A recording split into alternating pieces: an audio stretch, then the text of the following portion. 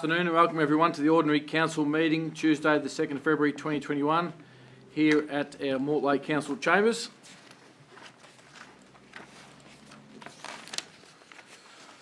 I'd like to start with an acknowledgement of country. We acknowledge the traditional owners of the land on which we are meeting and pay our respects to their elders past, present and emerging, and the elders from other communities who may be here today.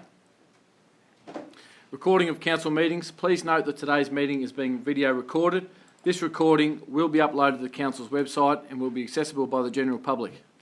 By participating in and addressing those present at the meeting, you consent to any information you disclose, including any personal information or sensitive information being recorded and uploaded to the website. You may stand for the prayer.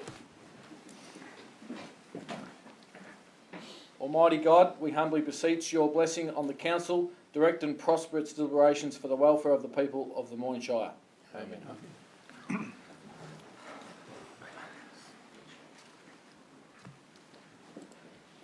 No apologies, Mr. Miller? No apologies. Thank you. Anyone would like to declare any conflicts of interest for any matters on today's agenda? Mr. Davis.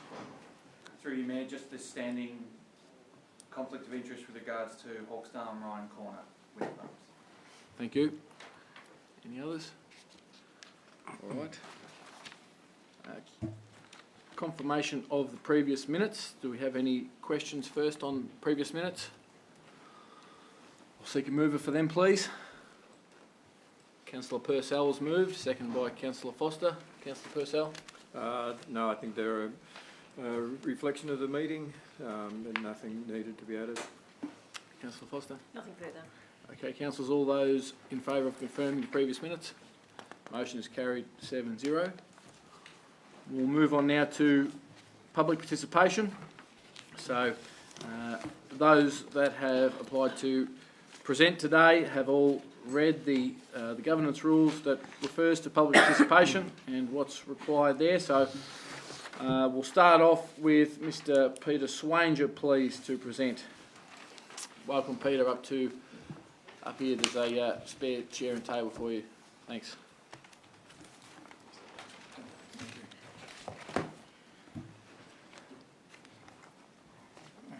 Welcome, Peter. Thank you.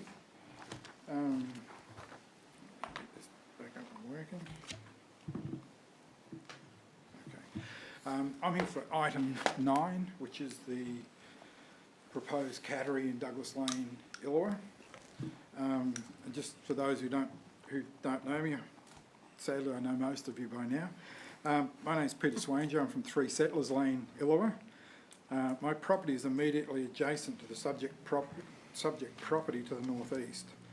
The subject land, which is figure 2, page 41 of your notes, 31 Douglas Lane has 54, 50 and 42 Douglas Lane, and 3 Settlers Lane adjacent to the north, 4 Settlers Lane adjacent to the east, and 3 lots to the west. They're not numbered on the plan, but they're lots 17, 18 and 19 on the plan of subdivision.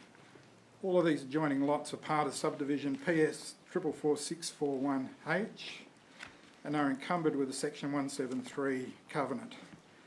This covenant is quite specific in what it precludes: piggeries, poultry farming, greyhounds, etc., including the specific preclusion of maintaining boarding kennels and or engaging in commercial activity on the property. So it's difficult to comprehend how covenanting the preclusion of boarding kennels from the adjoining properties has been done to protect the nature of the local community and the wider Tower Hill environs. Yet without such a covenant, it becomes appropriate, as the council officer's decision has concluded. On the basis of this decision, the adjoining property owners, those under the covenant and those not, should have no confidence that council would preclude the use of the land for any of the restricted activities under the covenant or any other activity out of place in a residential area, should an application arise. Council officers have already shown a willingness to approve applications seeking to amend the covenant. 7 Settlers Lane application to move the building envelope was approved by council officers, rejected by council. 626 Princes Highway was approved by council officers after no consultation with council or owners.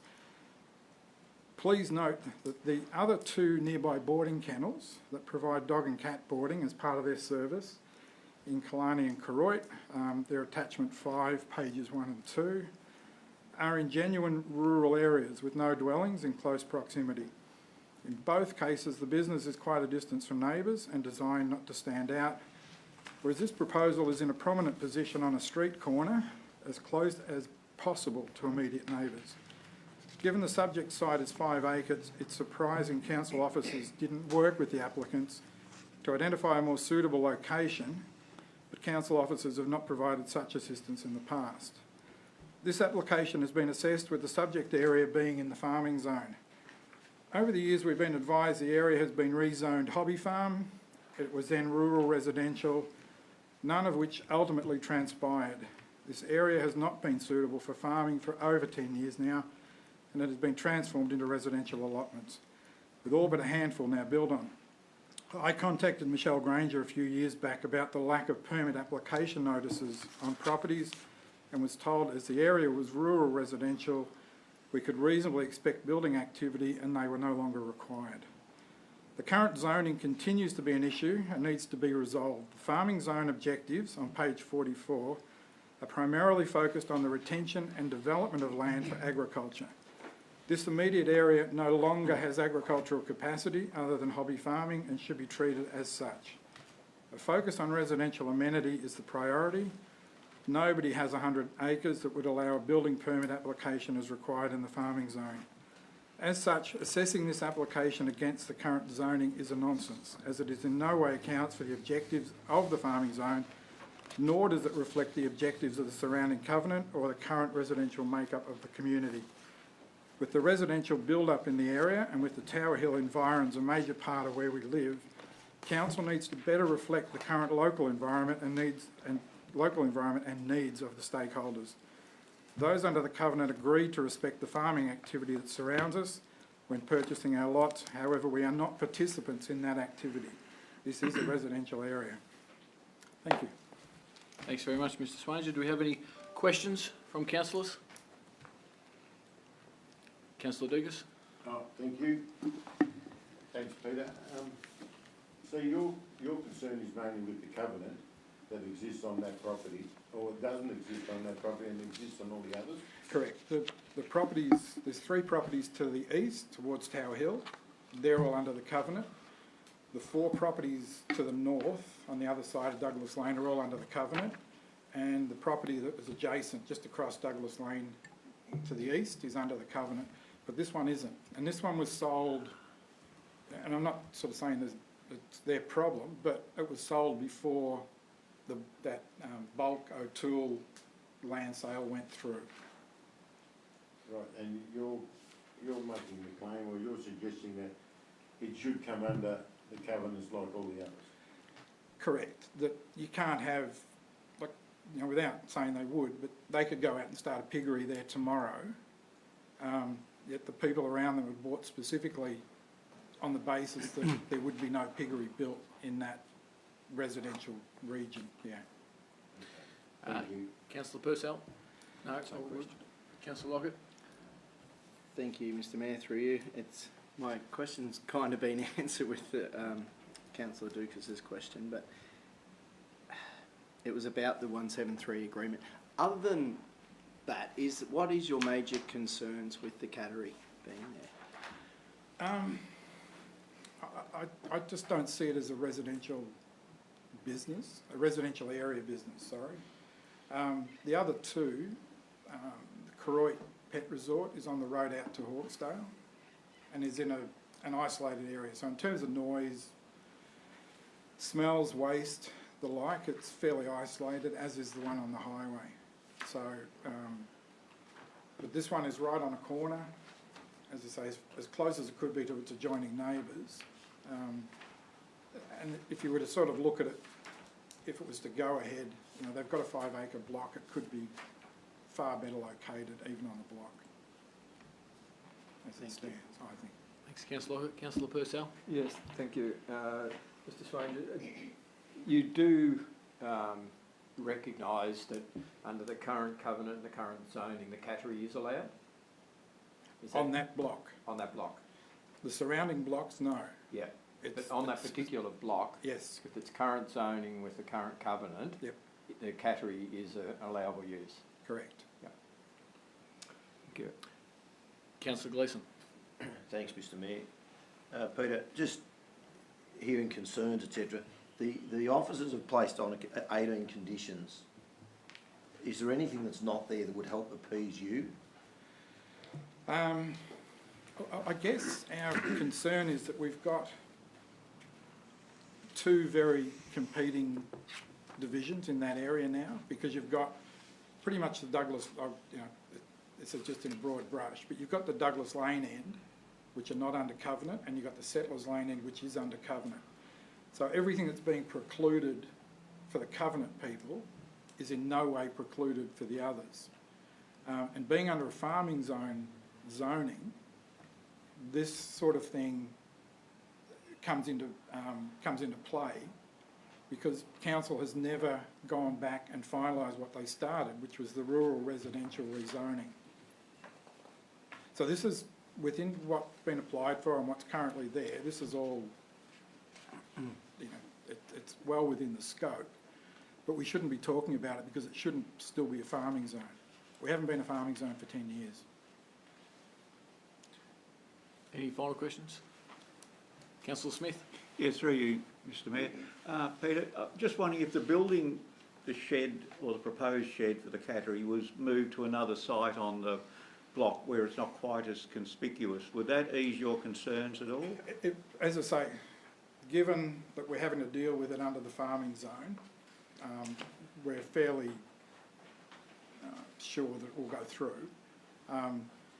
So if we can mitigate it and get it to the back of the property, so it's not on that corner, so it's not in full view of the neighbours, that would be a suitable outcome, I think. But as I say, the long term is we've got to get this farming zone removed, and it's got to become rural residential, which is what we've been told for some years now. Councillor Gleeson. Thanks, Mr Mayor. Just to you, Brett, Mr Davis, in light of Peter's concerns and in the impending rural housing strategy that's being looked at across the Shire, would that be something that could be addressed as far as the concerns that have been raised there? Mr Davis, you happy to answer that now, or we can save it for the discussion later? Yep. I think that would be better. Do we have any further questions for Mr Swanger? Thanks very much, Mr Swanger. Thank you. Thank you. Thanks for your presentation. Okay, next on the list we have Mr Alistair Davies. Mr Davies, you'd like to come up and sit at the Speaker's chair, please, to present on Report 10, planning permit for Grasmere.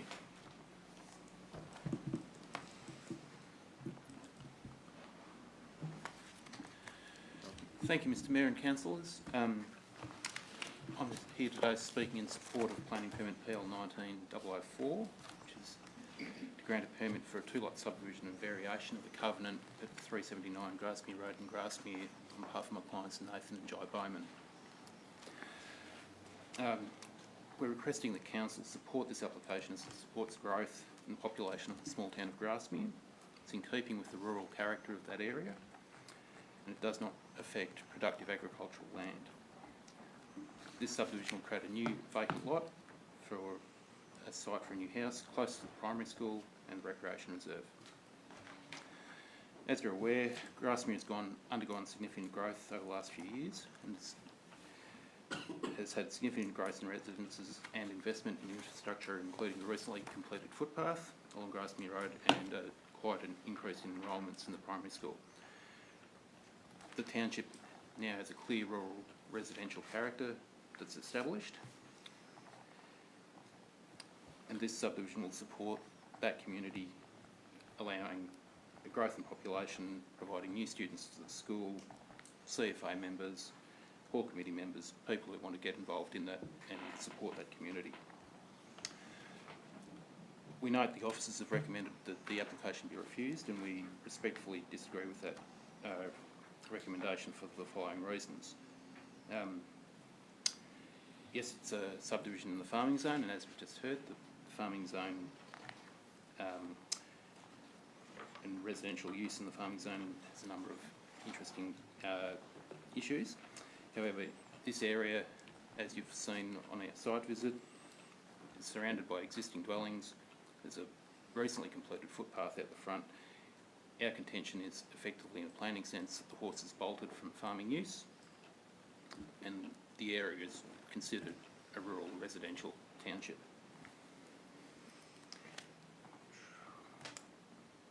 The proposed subdivision, creating 2 lots of 8,000, roughly 8,000 square metres each, will remain in character with the area. They're still large rectilinear lots, and they also have substantial setbacks from the neighbouring dwellings. The amenity of the surrounding dwellings is protected and respected.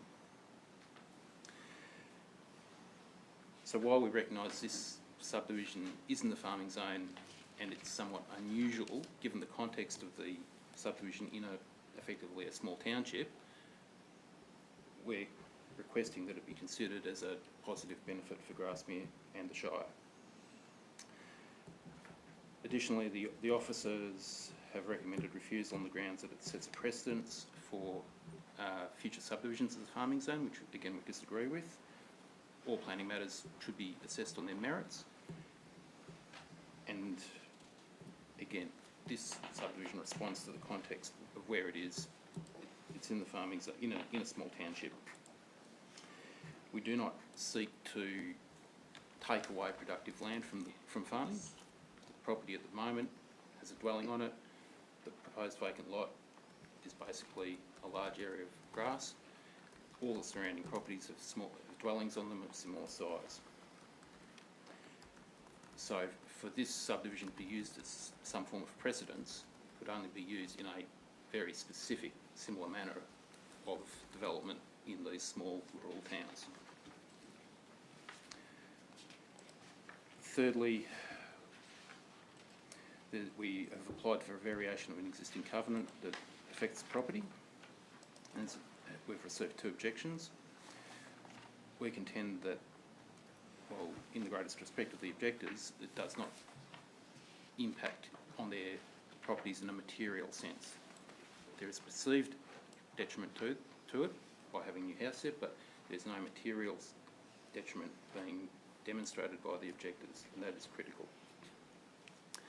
There's significant distances, 103 metres to the objectors to the south, 40 metres to the dwelling to the north, and they have not, again, demonstrated how they would be materially impacted by variation to this covenant.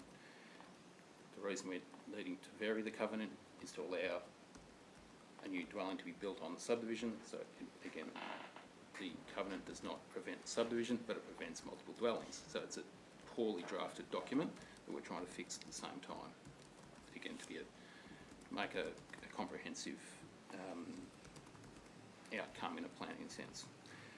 Sorry, Mr. Davies, you're at the 5-minute mark there, so if you just wrap up, please. Okay. Basically, we request that this application be supported as it continues the growth of Grasmere and supports the population. It does not impact on farming, and it maintains the character of the area. Thank you, councillors. Thanks, Mr. Davis. We have questions from councillors. Councillor Purcell. Thank you, Mr. Mayor.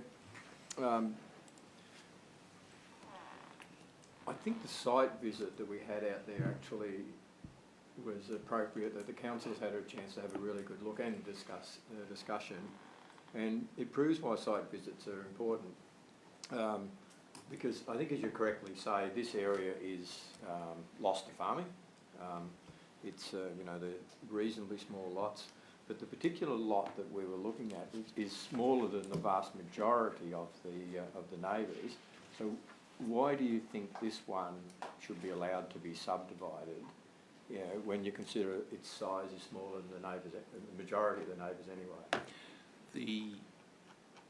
The subject land is roughly, similar to the great majority of that area. The lots that we are proposing to create are smaller than the properties to the north, but in keeping with the properties to the south, in a fairly large scale sense. not looking immediately to the south, but as you head towards the school, there's more smaller lots as we go further south.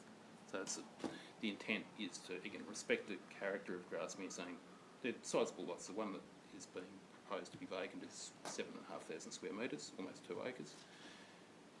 It's the same shape, reasonable frontage to the road. It's again, respecting the character of the area. Councillor Gleeson? Thanks, Mr Mayor. Alistair, just in layman's terms, can you explain to me again the vagrancy of the covenant that exists? So the covenant that exists on the property is reasonably complex. It does a number of things. Primarily, it prevents multiple dwellings being developed on a property, but it does not prevent subdivision. So a subdivision could be approved, and we would then be in the absurd situation that you could not build on the block because the covenant applies to the whole of the parent title, if you follow me. So we're applying to vary the covenant to allow a dwelling to go on the new vacant block as well, but we're not changing any of the other rules. So there's a 7.5 metre height limit and setback of positioning the outbuildings behind the dwelling, things like that, which we're not applying. So we're, again, maintaining the character of the area and respecting that, but allowing what we consider to be appropriate development in that area to go ahead. Further questions for Mr Davies? Yes, Councillor Purcell. Just one final one, Mr Mayor. Mr Davies, what would you say to the neighbours who came to us at the meeting and said, look, everyone bought their properties knowing they're this size, we wanted to have a rural outlook, we didn't expect or anticipate having neighbours and subdivided. So what would you say to their concerns? Oh, look, I recognise their concerns and I have some sympathy for them. However, what we have is a situation, are we effectively going to lock in development at a certain level, which, again, the establishment of the covenant being a private matter, it wasn't a council section 173 agreement or anything like that, so there's no sort of strategic planning basis for that requirement. So I have some sympathy for them, but again, it's not a material detriment that they're suffering. You have that, you might want to maintain that rural outlook, and again, we're contending that the subdivision will still have large lots in keeping with that character, so another house in there, while it was a change, it's not converting that area to an urban setting. It's still a rural residential setting on large lots. Thank you. Any last questions for Mr Davies? Yes, Councillor Smith. Yeah, thank you, Mr Mayor. Thank you, Mr Davies. I'm just wondering, you mentioned the blocks on the southern side, back down towards Ibbs Lane. What size are those blocks? We've only had a map of the ones probably more in the northern part, or where your block is, the subject block is situated. There's some running to the south. There's one of 4,000 square metres, pretty much immediately to the south of the subject land. There's one of 15,000 square metres. There's one of 12,000. There's two of 8,000 square metres. One of 3,000 square metres. One of 13,000 square metres. Don't have the ones fronting Ibbs Lane, but there's a significant variation in size of lots out there. And again, our argument is that this subdivision is in keeping with the general trend in the whole township. Maybe not immediately next door, but in the whole township. Thank you. Any last questions, Mr Davies? All right, thanks very much for your presentation. Thank you. Okay, we'll have Nathan and Jai Bowman to present now, please, on the same matter.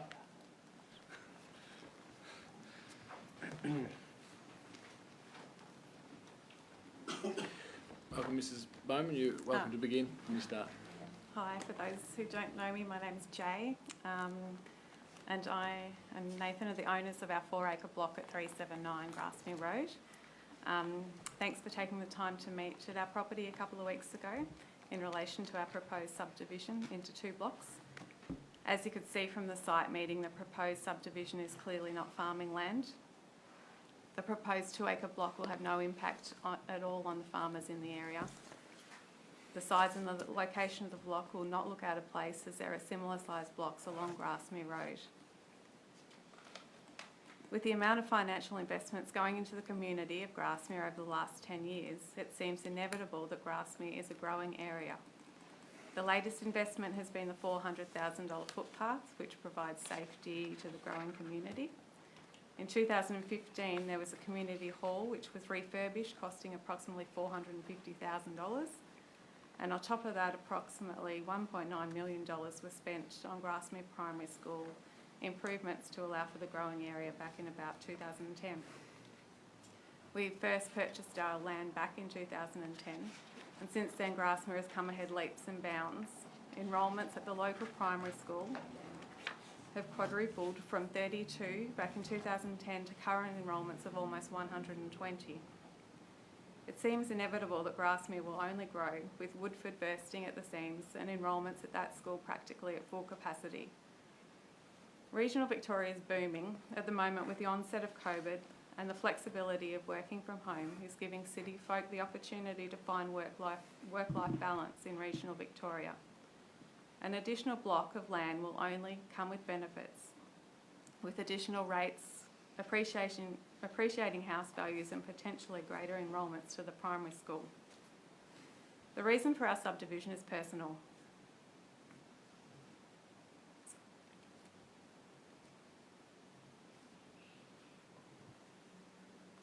It's okay, you take a moment. It's all right.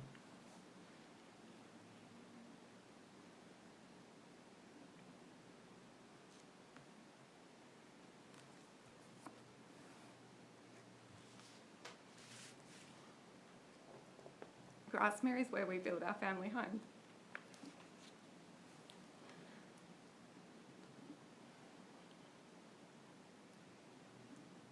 It's okay. Sorry. Nathan, if you'd like to come up and join, you're welcome to.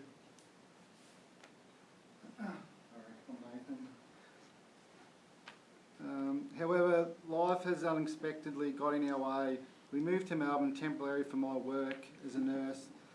Later, Jay developed a complex disability neurologically, which has resulted in us spending longer than expected in Melbourne.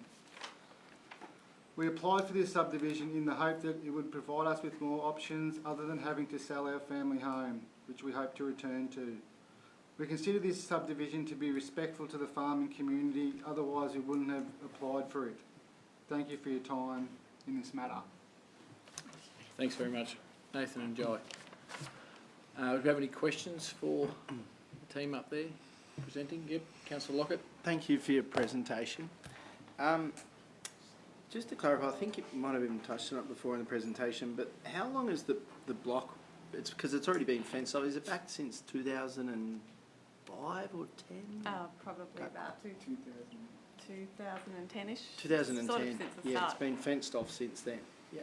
Okay, thank you. Other questions? Councillor Purcell. Thank you, Mr Mayor. Really sorry about your personal circumstances, and I think on behalf of us all, you know, we really feel for you. When you purchased this block, was the covenant, did you knowingly or know that the covenant was on the block when you purchased it? No. Right. I knew there's a covenant not to have 2 dwellings, Yeah. but I never looked into that far. It was Okay. just a family block to build a house. Thank you. Other questions, councillors? Councillor Can I Dugas. ask- Sorry, can I ask our director a question on the covenant? Did you want to save that for Oh, during the just- discussion? Wouldn't that be on the title, the covenant? Yep, so, Mr Millard, happy to take that Yeah, one. through you, Mayor. Yep. I think best if we leave it for the debate, but yes, the Okay, covenant I will be just on the thought I'd title, ask. yeah. Thank you. Any further questions for the presenters? Thanks very much for your presentation. Thank you. Okay, next presenter, we have Mr Neil Blaine presenting on Councillor Dugas's notice of motion regarding Hawkesdale Wind Farm independent noise testing?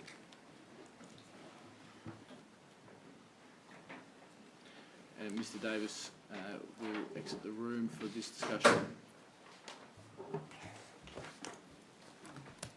Welcome, Mr Blank. Thank you. Right to begin.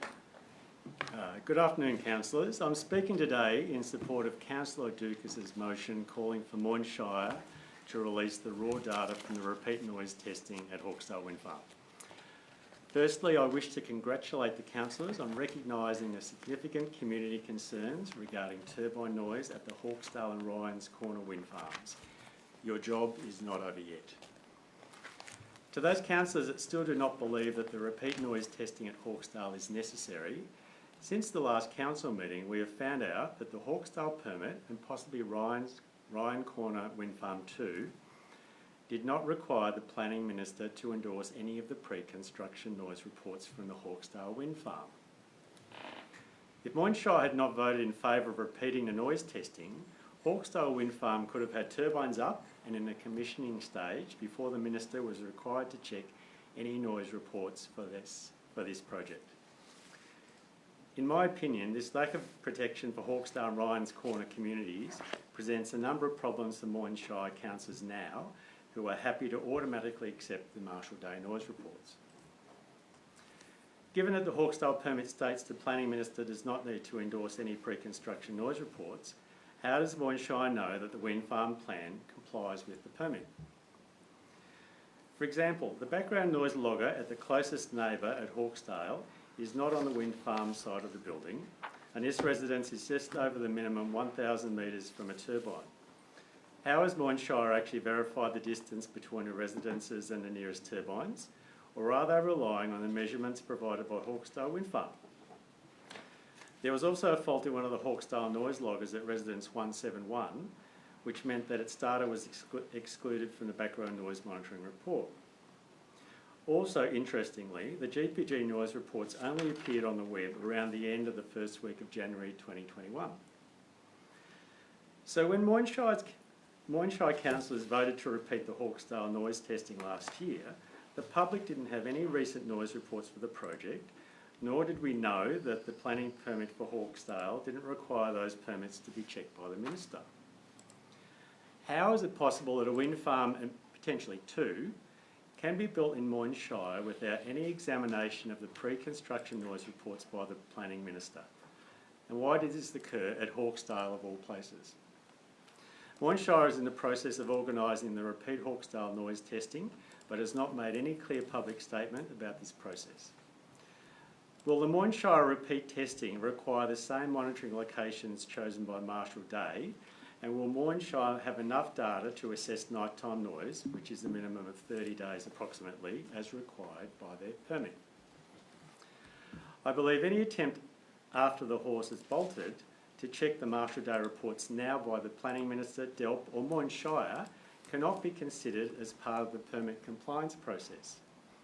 Also, the Hawkesdale permit didn't require the original Marshall Day reports to be peer reviewed.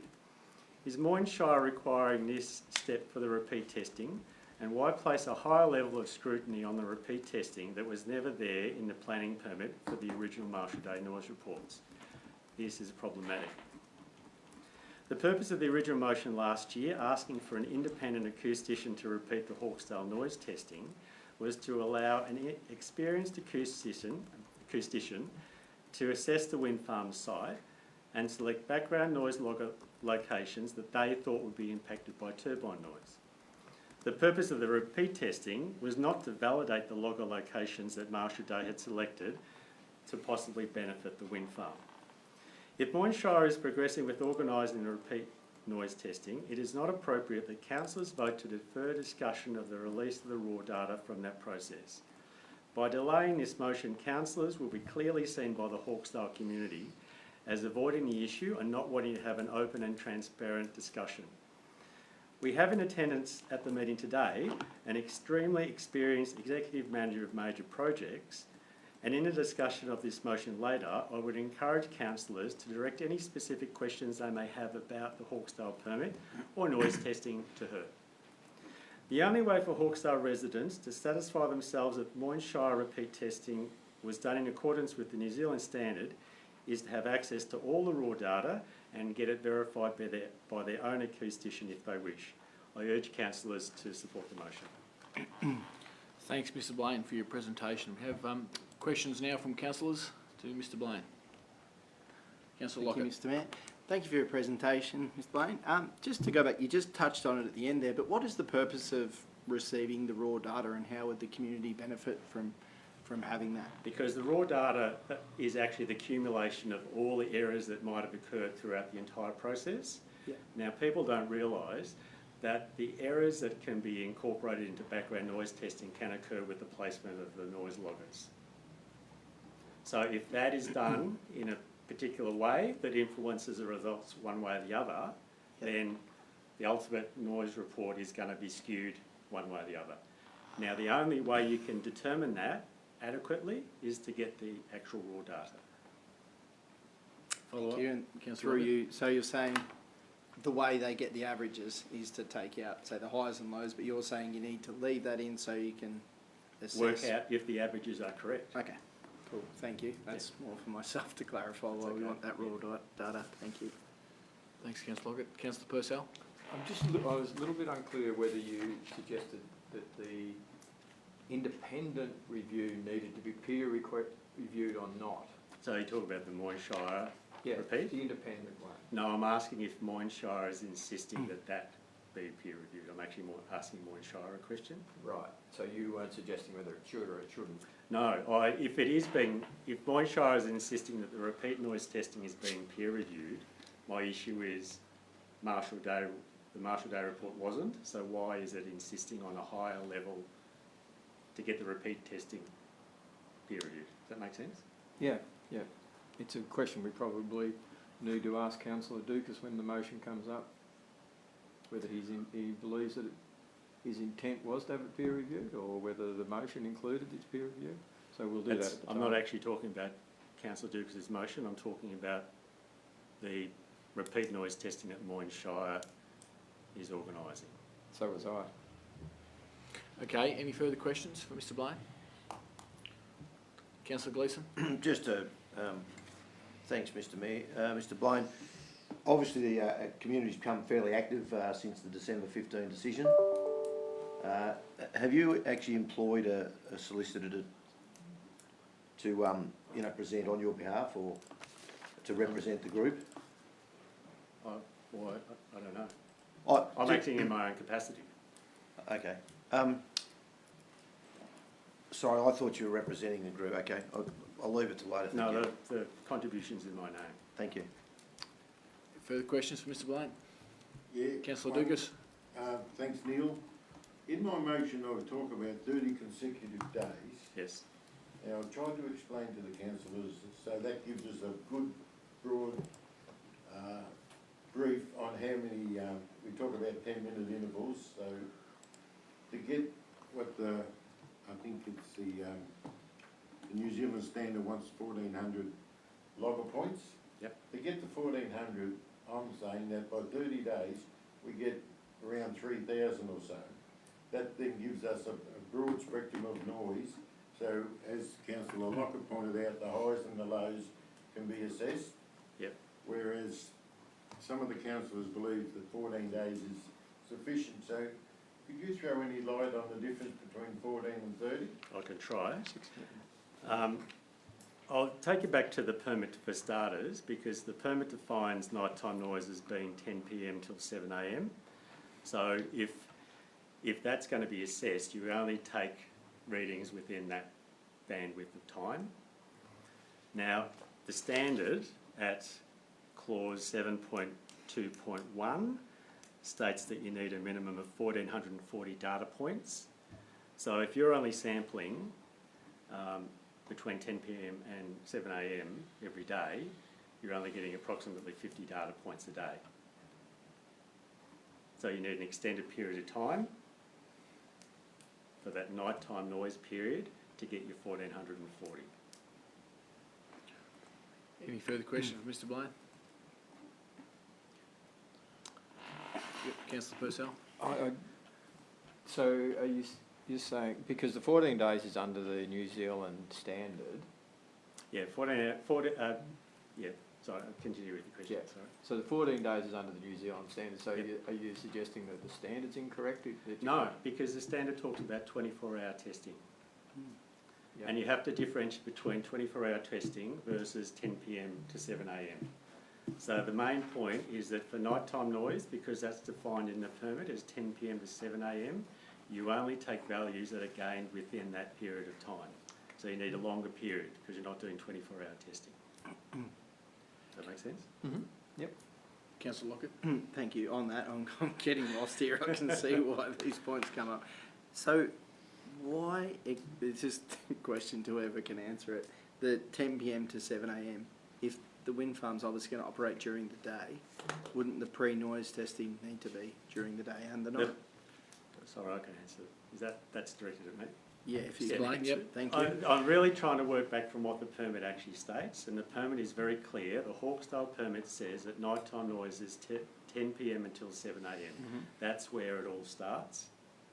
That's where you have to work Yep. from. So you can have 24-hour assessment of noise, but if the permit says out of that 24 hours, you need to specifically look at nighttime noise, which is 10 p.m. to 7 a.m, you have to get enough data points to be representative of the noise in that period of time. Okay.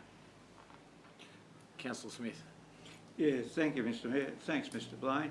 I'm just wondering, if we do appoint an independent acoustician, how can we be sure that the loggers are in the right place? You've Well- mentioned that one for Marshall Day was in the wrong place, but and if we're claiming to be independent, by assessing where the loggers are, we tend to be losing our independence. Well, I think the New Zealand standard has the flexibility in it for whichever acoustician that you employ to place the loggers in the position that they think is appropriate.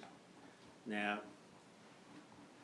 the issue with the positioning of the logger that I highlighted is slightly different in that there's issues about whether it meets the requirements of the permit in distances from a turbine. You know, so there's slightly different issues involved in the example I gave, but that's the issue. You can have two acousticians that come out and assess a house, and they might say put the logger over there, and the other one might say put it over there. They're both right, but you have the wind farm acousticians that, in the example I gave as well, have put the noise logger on the far side of the house that's going to be away from the turbine. So the background, so it's a way of influencing the background noise assessment prior to construction that will have. That's why we need an independent acoustician to do this work, because you have an acoustician that's done the work originally, that's employed by the wind farm company, and therefore is placing the loggers in positions that will benefit potentially the wind farm company in the long term. Okay, yes, Councillor Foster? Mr Blaine, I note that you're not representing your community, you're here just as an individual. If Councillor Dukas' motion is defeated today and we go ahead with a 14-day test, will you accept the results of that? The council can do whatever they want. My concern is that unless that nighttime noise issue is addressed very clearly prior to the repeat background noise monitoring being done, then it's not going to meet the requirements of the permit. So that's a no? So what did you ask me again? Just whether you would accept the results of this I independent think test. I would have questions about whether it's technically valid. Thank you. Any further questions? All right, thanks very much, Mr Blaine, for your presentation. Now I ask Mr George Swarbrick to present on the same matter, please.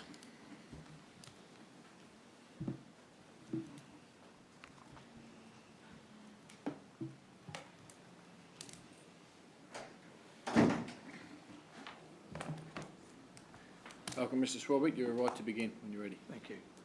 Hi everyone.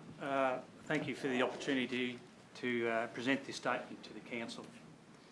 I'm here today to represent firstly, and I make note, the Hawkesdale District area, and secondly, any other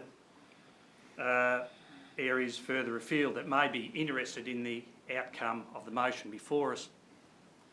My statement today is to help support Councillor Doukas' motion, and briefly that is, my interpretation of that motion, that independent noise testing commissioned by the Moyne Shire meets the requirements of the New Zealand standards, and that the process is fully transparent so that the data collected is available to the public upon request. As a kid in primary school, if little Johnny was behaving badly, told a few fibs or bullied other kids, he was sent to the office where he was told his behaviour was not acceptable and faced the consequences.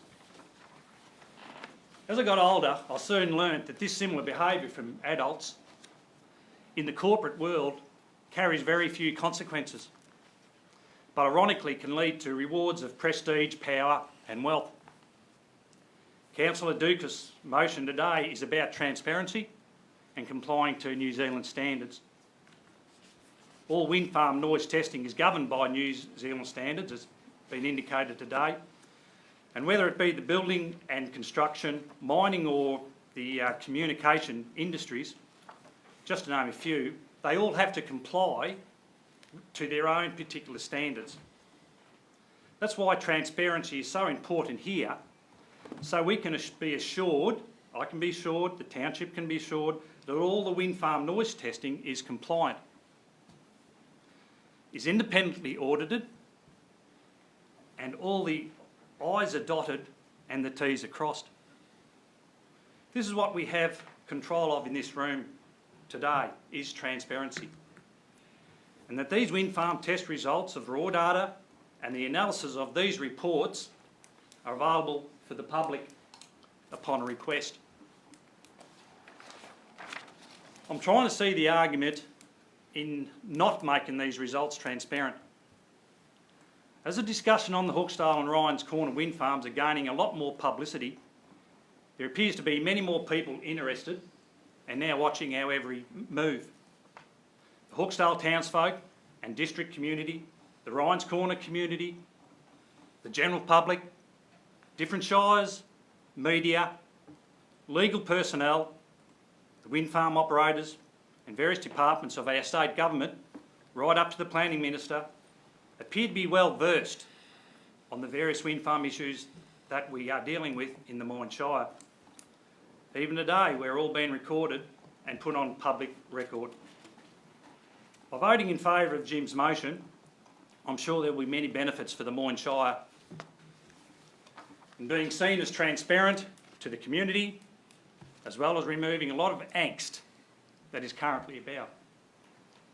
It will instil a vote of confidence that the Moyne Shire and councillors are working for the benefit of the community's concerns.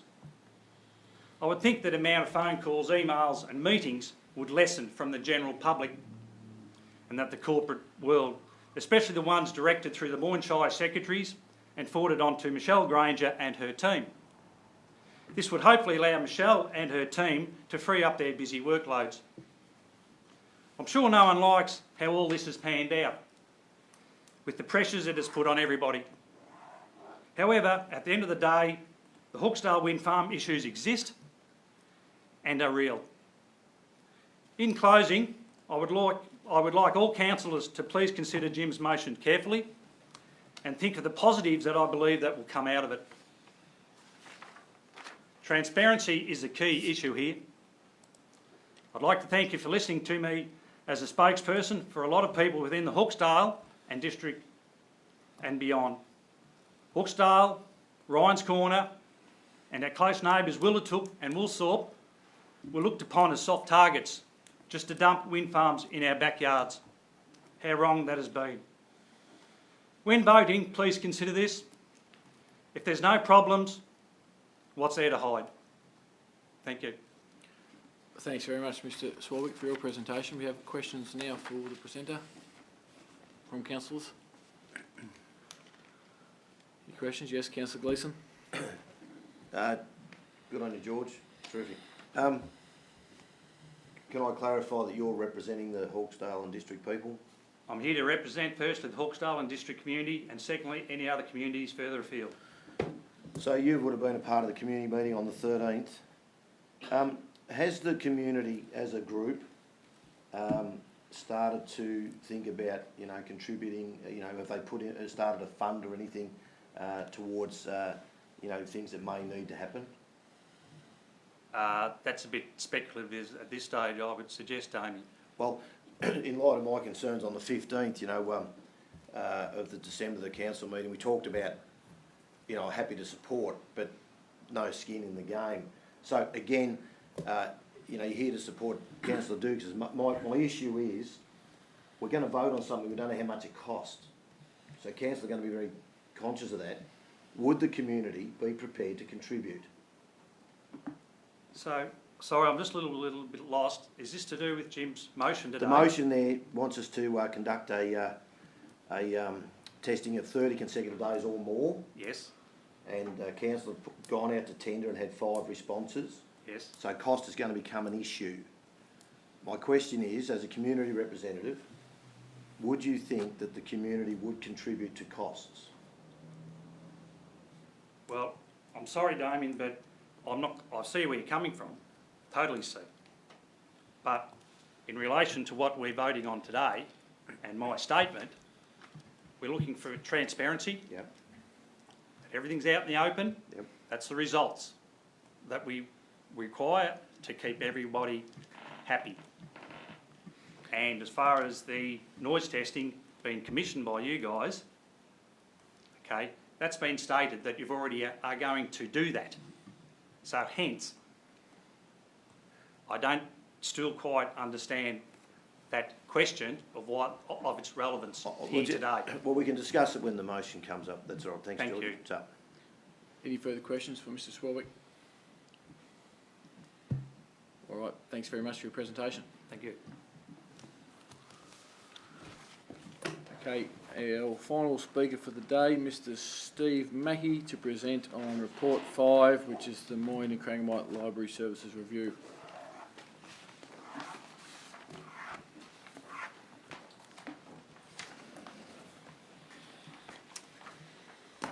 Welcome, Mr Mackey. You're right to begin when you're ready. Thanks. Thank you very much. It's a follow-up to what I was asking at the last meeting about libraries and the end of the Crangamite Regional Library Corporation. And I see that there's very extensive work's been done, and work for the next year and a half or so has been set out in terms of consulting people over the new library system that will come into place. These questions are by way of testing the enthusiasm of Moyne for that project, particularly in view of what I think that report, that extensive report and its appendices show has been Moyne's, apparently Moyne's approach to libraries hitherto. And this is what I've drawn out from that. I was particularly happy to read in the report that the Auditor General, presumably this is the Victorian Auditor General, in 2019 wrote that Victorian public libraries offer vital services to their local communities. They are safe, non-judgmental places that provide free access to services, programs and information technology, as well as opportunities for social interaction and inclusion. The indirect benefits of library services include improved language and digital literacy, community health and career development outcomes, complementarity with the services of education institutions, and enhanced local area amenity and environmental sustainability. And the extract from the auditor continues, those who do not use libraries still place a value on public library services, knowing they can use these services in the future and that public libraries are available for other members of the community. However, elsewhere in this extensive report, the papers show that for similar population numbers, Moyne Library's total opening hours are substantially less than Corangamite's, and on a 10-year average, Moyne contributed less to the Corangamite Regional Library Corporation than did the Shire of Corangamite. Also, the report shows that beyond the Bell and both councils' health and wellbeing plans for 2017-2021 are mentioned in the report only to say that the library system has not been involved with them. Also in the report, following the invitation to respond to the CRLC's 2019 Performance and Sustainability Review by Graham Shield, Corangamite suggested a number of improvements to the library system, such as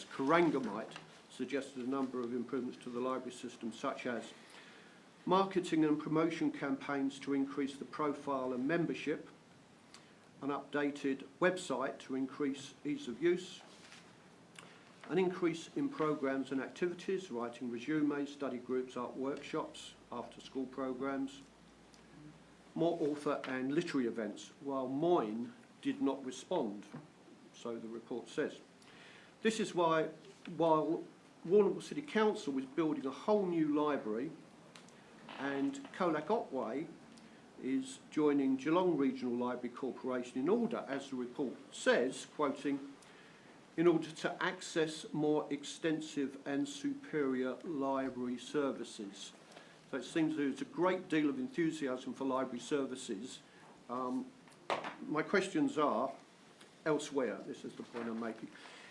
So my questions are, can you now tell us the shared amount of state funding, which I understand will need to be replaced when the corporation is wound up because state funding will disappear?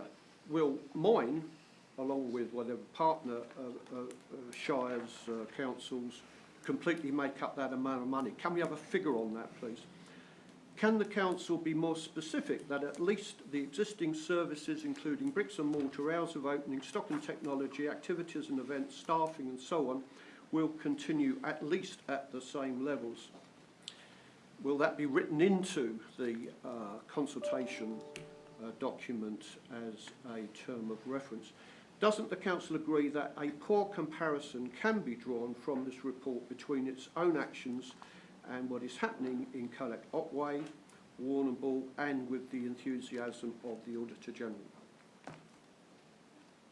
Thanks very much, Mr. Mackey, for your presentation. Do we have any questions from councillors there?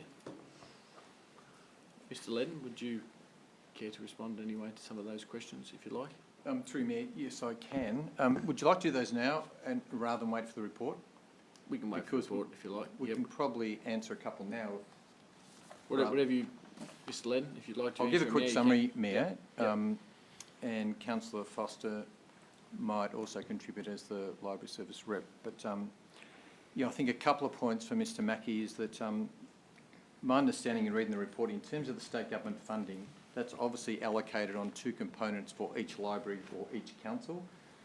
So that will be retained by Moyne and by Corangamite.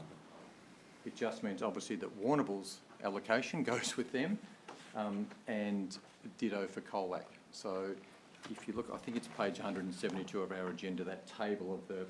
So we retain that. What this report is about really the operating or governance model going forward, given the departure of the two councils. So the first step is to look at the transition to a new model, and we're proposing that for the next year, Corangamite and Moyne operate under the Corangamite Regional Library Service and investigate the shared service model and potentially bringing on two other neighbouring councils across that year.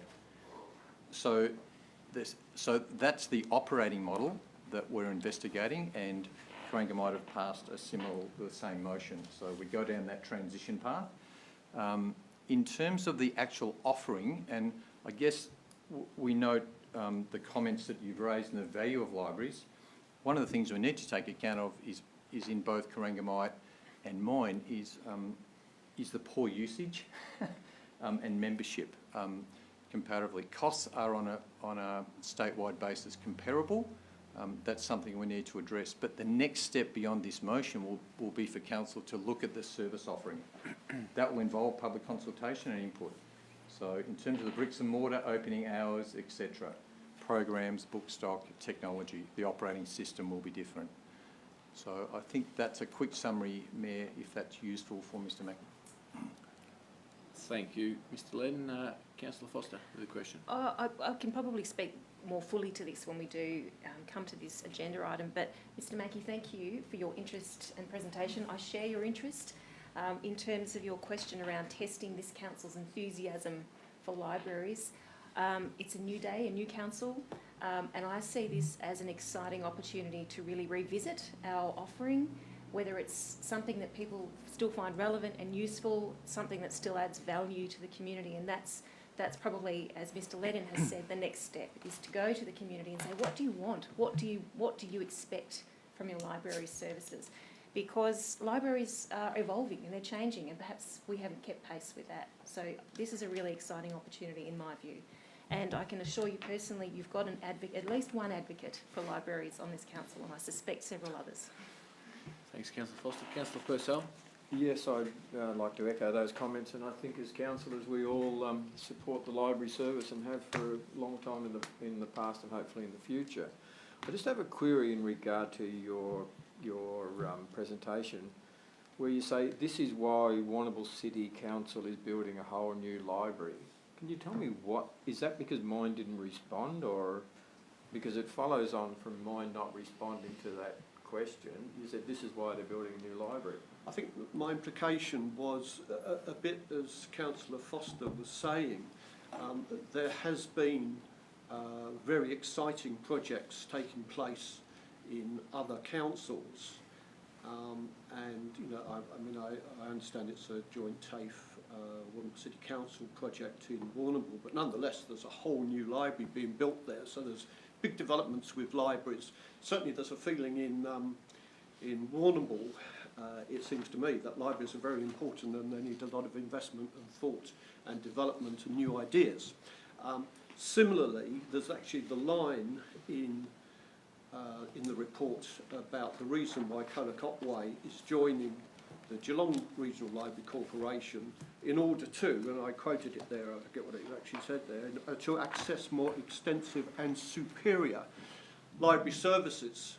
So I'm just looking for the same sort of excitement in Moyne, because this is a long road, it's going to cost a lot of money, there's going to be lots of changes, and from what Mr Ledden told me, it looks like it's hanging in the balance. You know, do people want libraries? You know, should people have libraries?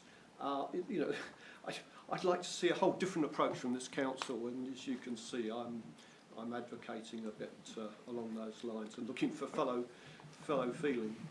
I guess, Mr Mayor, if I could, I think the reason Warrnambool had put the building a whole new library is because the state government threw in 17 million and they didn't put in anything, so they probably got a bit excited about that.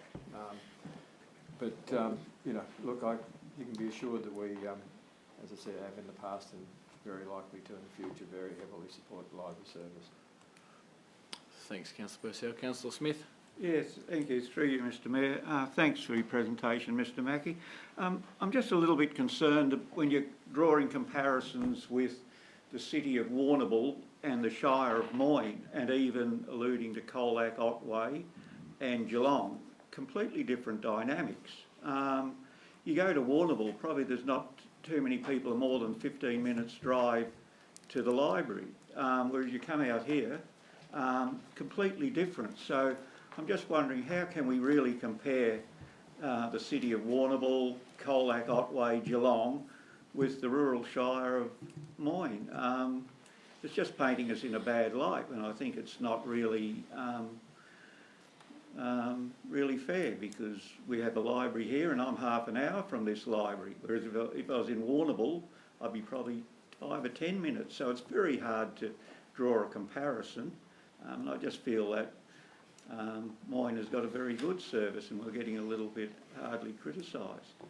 Well, if I can respond to that, my criticism, I hope you will take my criticism as constructive criticism, And, you know, following on what Councillor Foster said, in fact, there is this opportunity to meet those sorts of difficulties, to think more carefully about online activity, to think more carefully about what a library should look like in a rural area, where it was probably set up, I don't know, however long ago. There's a history in there somewhere, isn't it? You know, very many years ago, that it seems to me there is a great opportunity here for revisiting what a library should be with those sorts of disadvantages that you've just been talking about, and without sort of, you know, wonderful stacks of money being poured in by the state government as well, of course. Thank you. Thanks. Mr Mackey, any final questions? Councillor Dukas? Yeah, thank you. Mr Mackey, in your opinion, is there any merit in Monshire joining with Warrnambool and TAFE, considering the number of people in Moyne that go to Warrnambool for various reasons? Croyd's got a library, it's only 10 or 15 minutes at the max. Port Fairy's got one. Mortlake's a little further out. So do you think, in your knowledge of libraries, that if we dumped Corangamite and went our own way and talked to Warrnambool and TAFE, that with their new library, $20 million worth, that it would be more advantageous to the people of Moyne? It would be great for that question to go into the consultation, wouldn't it? I would imagine there'd be all sorts of political ramifications that you would have to talk to the Warrnambool people to find out just why they are so separated, and how we wouldn't want to upset them by, and how we wouldn't want to appear as a weaker area, that we want to go under the coattails of Warrnambool. I've got no direct answer to your question. It seems to me that this is all part of the mix if we approach this whole project enthusiastically with all the different possibilities. I mean, obviously the initial disappointment for a lot of people closer into Warrnambool, like me, I live in Koroit, is that apparent separation from the Warrnambool system. But on the other hand, somebody said that in any case one can still go to another state library in Victoria, and one still can borrow books from those libraries. So there's a number of different issues there. So I've got no direct answer to your question there, but you know, that would obviously be part of the consultation, seems to me. Thank you. Any final questions? Thanks very much, Mr Mackey, for your presentation. I have a motion now seeking a mover that the order of business be changed and items be heard next to be items 9, 10, 18 and 5. Seek a mover for that. So Councillor moved. Purcell has moved, seconded by... Would we go 5 in order? I was going on the order of presenters. Okay. Seconded by Councillor Foster. All those in favour? Motion's carried, 7-0. Okay, so we'll move to item 9, which is the planning permit 31 Douglas Lane, Illawarra. Mr Brett Davis, who's the Economic Development and Planning Director, to present, please. Thanks, Mayor. The application proposes the use and development of the land for domestic animal boarding, or a cattery, as we shall refer it to, and the display of business identification signage. It's been subject to public notification and received 3 objections. I'll respond to a couple of the points raised by some of our speakers as well as I go through this. And the first one would be that officers are bound to assess any application against the current zone that applies. So in this case, it is being assessed against the farming zone. The rural housing strategy does have a recommendation in there, should that study progress, to make this a rural living zone. A cattery is still an applicable use under a rural living zone, subject to a permit as well. The proposed cattery will consist of a maximum of 32 indoor cages, 8 outdoor enclosures, operating 7 days a week, with the operating hours 8 AM to 11 AM and 4 PM to 6 PM daily. The applicant has advised that they will live on site and operate as a family-run business with 7 years' experience previously in cattery management. The owners, operators will also provide a pick-up and drop-off service to limit the traffic and use individual cat carriers to transport cats to and from the property. As you've heard, there is a restrictive covenant on the adjoining lots that prevents the use of land for uses such as boarding kennels. However, the subject land is not part of that same subdivision, and a review of the current certificate of title by the officers confirmed that there is no restrictive covenant on the subject lot. Again, referring you to my opening statement that the planners can only consider what is before them and what applies. The covenant does not apply to this lot.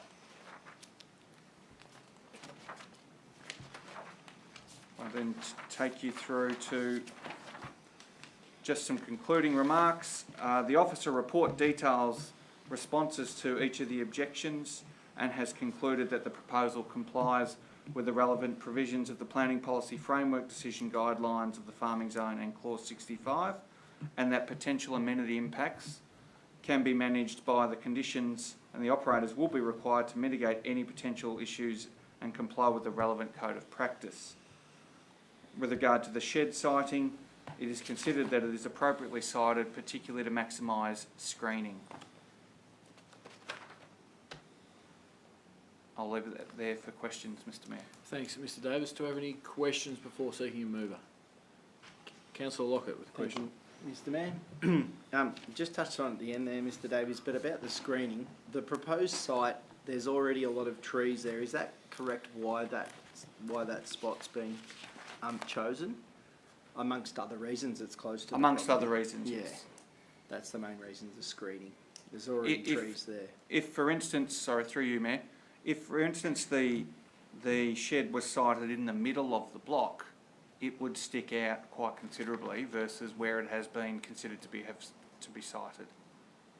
Thank you. Other questions for Mr Davis? Yes, Councillor Purcell. I think I know the answer to it.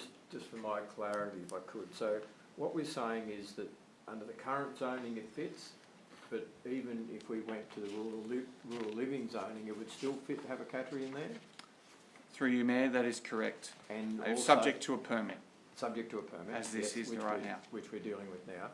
And also that the covenant that exists doesn't cover this, so it's not covered by any particular covenant that would restrict that being there as well. That's correct. Okay. Other questions? Mr Davis? Yeah. Councillor Dugas?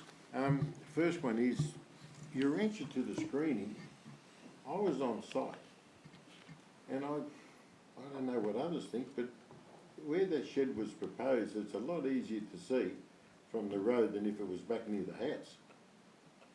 The screening doesn't thin out just because there's a building, 50 metres away. I find that very hard to understand, but anyway, that's beside the point. When the Illawarra subdivision or transfer of blocks came into being and covenants were put on this block, the same as the others, then would we be having this discussion? Through you, Mayor, no, because the covenant clearly outlaws it. Right, so out of all the blocks there are 3 old titles that aren't covered by the covenants. I think there's 3. I can't confirm the 3, but definitely this block isn't covered by it. I think this one, at least one over the road.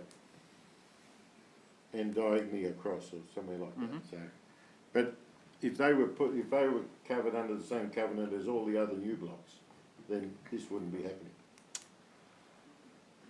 No. Through you, Mayor, that's correct. Okay, thank you. Final questions? Okay, I'll seek a mover, please.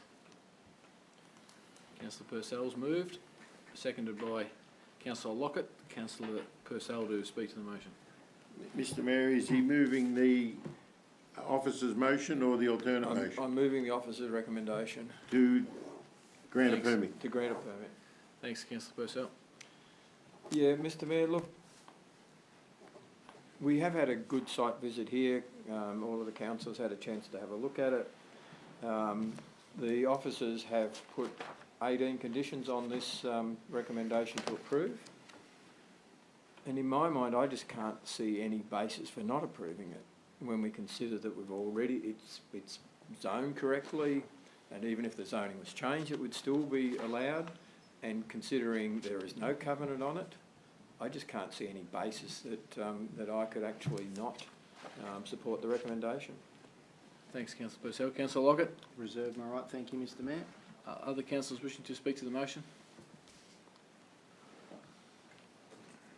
Going.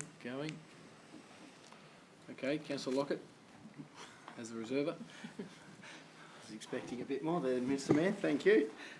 Still taking notes. Agree with Councillor Purcell's comments, and you know, one of the conditions regarding the 18 is that pick up and drop off times is 2 hours a day. It's only open 2 hours a day, and they're also doing a delivery service. So, you know, I think the impact to the area will be quite minimal. It is a bit odd with the caveats on the other blocks, but I think you know, this one doesn't have one, so we have to take each matter as it comes to us. So a little bit odd, but we wish them the best with their forthcoming business. Thank you, Mr Mayor. Councillor Lockett. Councillor Purcell as the mover. Thank you, Mr Mayor. I don't think there's anything out of the discussion that I need to add to, so I'll leave it at that. Thanks. Okay, councillors, will put item 9 to the vote. All those in favour?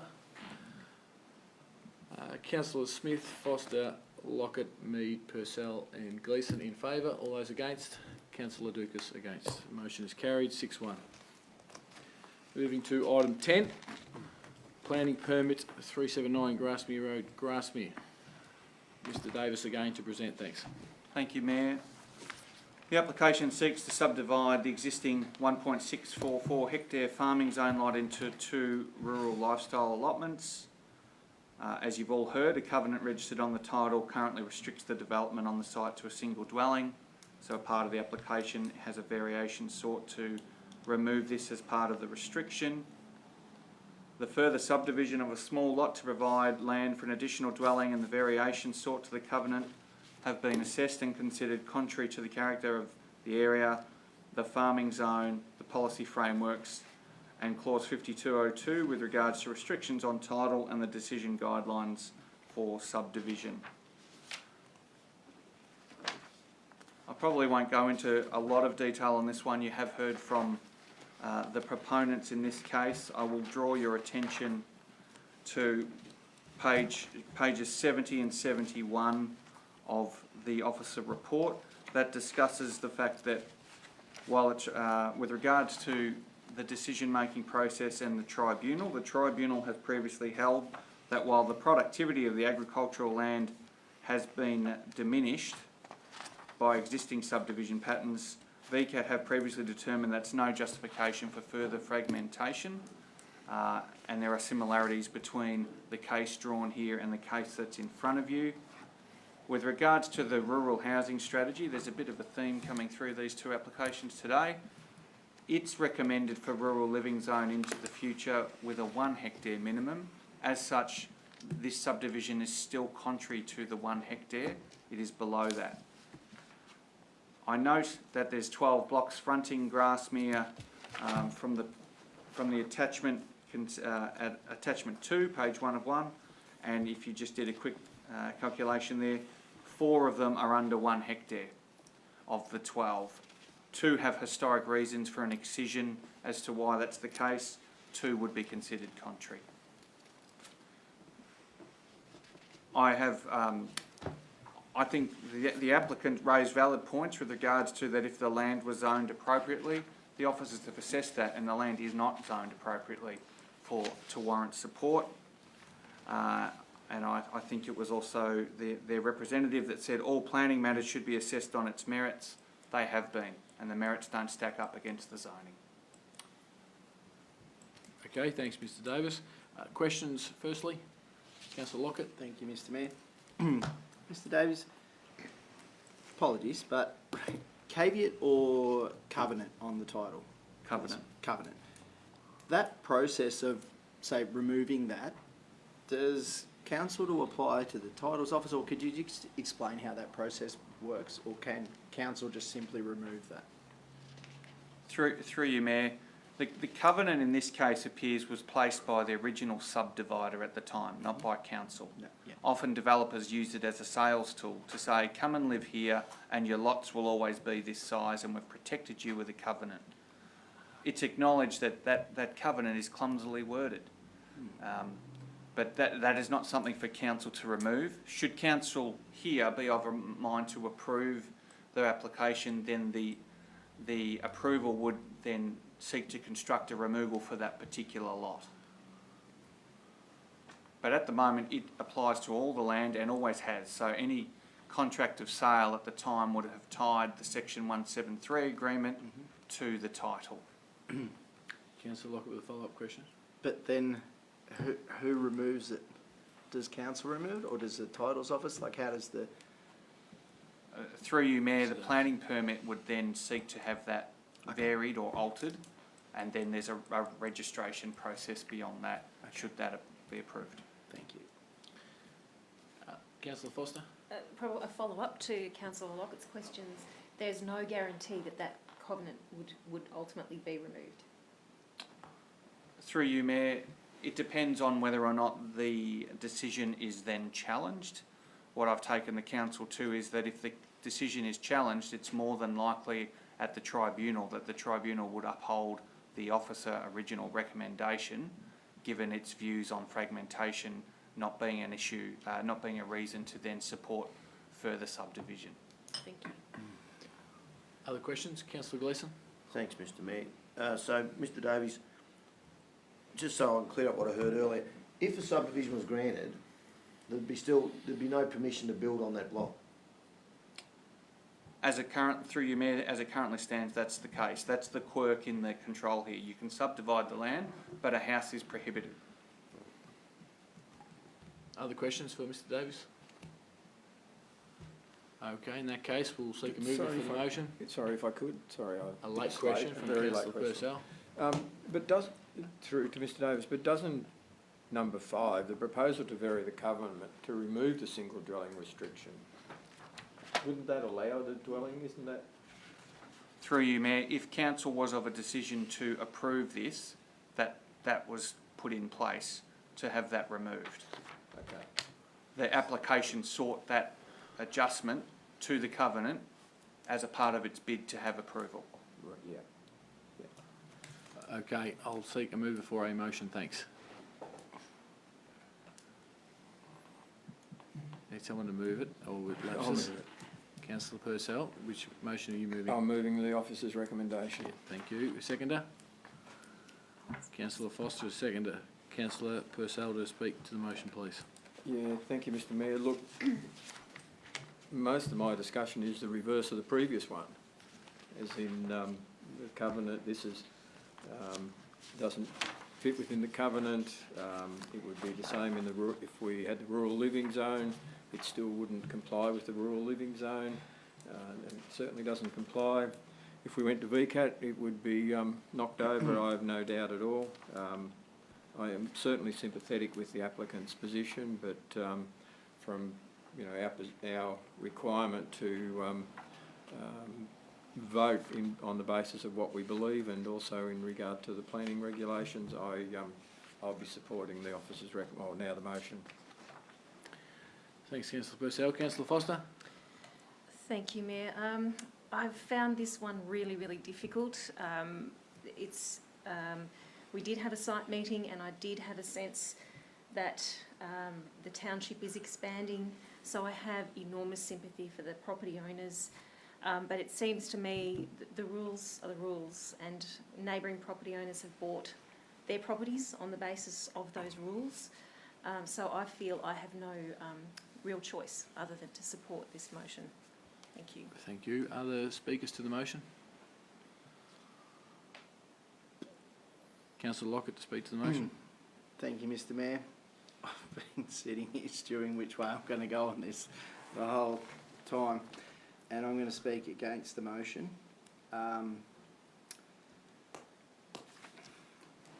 Based on there's no further impact to farming. It's been fenced off for 10 years. There's no way you can get in there and farm the tiny bit of land that's been proposed to be subdivided.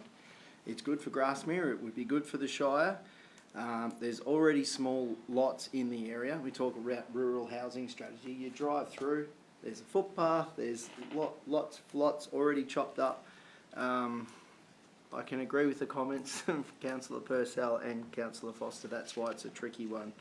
I don't think it sets a precedent, as you know, each application which comes through planning is assessed on its merits. So I don't think it would set a precedent. So I am voting against the current motion. Thanks, Councillor Ogden. Just to clarify, are you voting against and foreshadowing the alternate motion? Thank you, Mr. Mayor. Yes, that's what I was Okay. going to do. Thanks. Alternate motion is foreshadowed. Other councillors wishing to speak to the motion? Councillor Smith? I'd like to speak to the motion, sorry. Yeah, speak to this motion, whichever one. I was wanting to sorry, speak the one that against- we're dealing with at the moment, from Councillor Purcell, the one you speak to. Yeah, no, I was wanting to speak against it, thanks. You're welcome to speak against it. Yeah, look, thanks. Similar to Councillor Foster, this has caused me a great lot of angst over the last couple of weeks, where we go with this. When you drive along and we see a brand new footpath, a new school, lot of facilities in there, you'd think this is an area that we should be developing within the Shire. That's my reason, because I think the development will continue in the area, and it's been pointed out that 4 out of the 12 blocks are under the size. So not just saying if there's 4, there should be 5, but look, I think we should really look where Grasmere is going to be in 20 years. It's going to be a very strong community, and I think the standard of the houses and amenities in the district are great. So, and I just think by knocking this back, it's going to limit the development of Grasmere. So I hear exactly what our officers are saying, and I respect their views fully. But I think we're here to make a decision, and I'm looking at Grasmere moving forward, and I think I'm not wanting to excise existing rural land at all, but I think this Grasmere rural residential area has already set a good precedent to develop in the area. So I'm speaking against this motion and would like to see the alternate motion. Thank you. Thanks, Councillor Smith. Councillor Gleeson? I hear it all, and it's, the motion, all of that, I get it all. But people make choices, and in this case, the block was purchased with a covenant in place. And the neighbour bought his block with a covenant in place because he chose, or his family chose, to buy a lifestyle property. And, we can subdivide this and still not give permission to build. So I support the motion, Councillor Purcell, that in the future, if the Grasmere community come together and say, yes, we want to encourage and develop, etc., and council says, yep, under our regional housing strategy or whatever it is, we're going to look at all that. But today, subdivide and not be able to put a house on it, I just don't think that's, we should support that, and certainly that people have purchased with covenant and chosen lifestyle. So, thanks, Councillor Gleeson. Councillor Dugas? I wasn't going to say much because everybody else has had a go, but I'll like clarification again on number 5, please, Mr. Davis, about the covenant and the house, or the single dwelling restriction. So all councillors are clear. Are you referring to, through you, Mayor, page 56? Yes. Down the bottom? Number 5 in the motion. Yep, in the motion. The proposal to vary the covenant to remove the single dwelling on the lot will lead to further development. That's part of the reasons for refusal, yes, that it's essentially saying you remove the single dwelling restriction, it leads to further development, which in this case isn't supported because of the lot size requirements. So if this is lost and the alternate gets up, the covenant's removed and there's the ability to get a permit for a house? On that particular lot, on yes. that particular lot. Right, so I think some councillors might be clear on that. And following on from Councillor Smith, alluding to further development, if this was rezoned tomorrow, according to the rural housing and settlement strategy, with a 1 hectare minimum, where would that leave those 2 lots? Under the 1 hectare minimum. Correct. But all the other ones that they're using as demonstrations are all over the 1 hectare limit. So they would fit within the guidelines. Yes. Okay, thank you for clearing that up. Would you like to speak for or against the motion, Councillor Dukas? No, I've just clarified for everyone's convenience. Okay. All right, well, I'll speak against the current motion in favour of the alternate motion for the reasons presented by the presenters on this matter regarding economic development for the area of Grasmere. It's certainly the case that Woodford is on the expansion to the point where Grasmere is the next option with the school that's quadrupled in size over the years. It's certainly a satellite town for Warrnambool.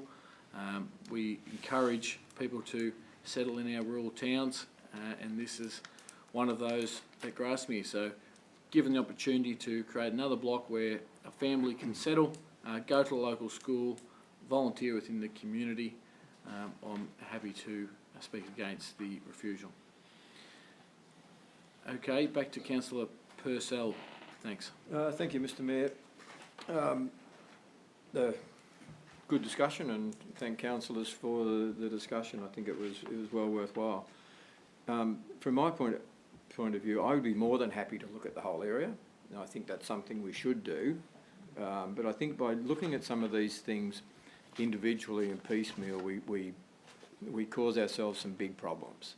And that's where I think we need to follow the guidelines, follow the rules, and whatever the zoning is at the time.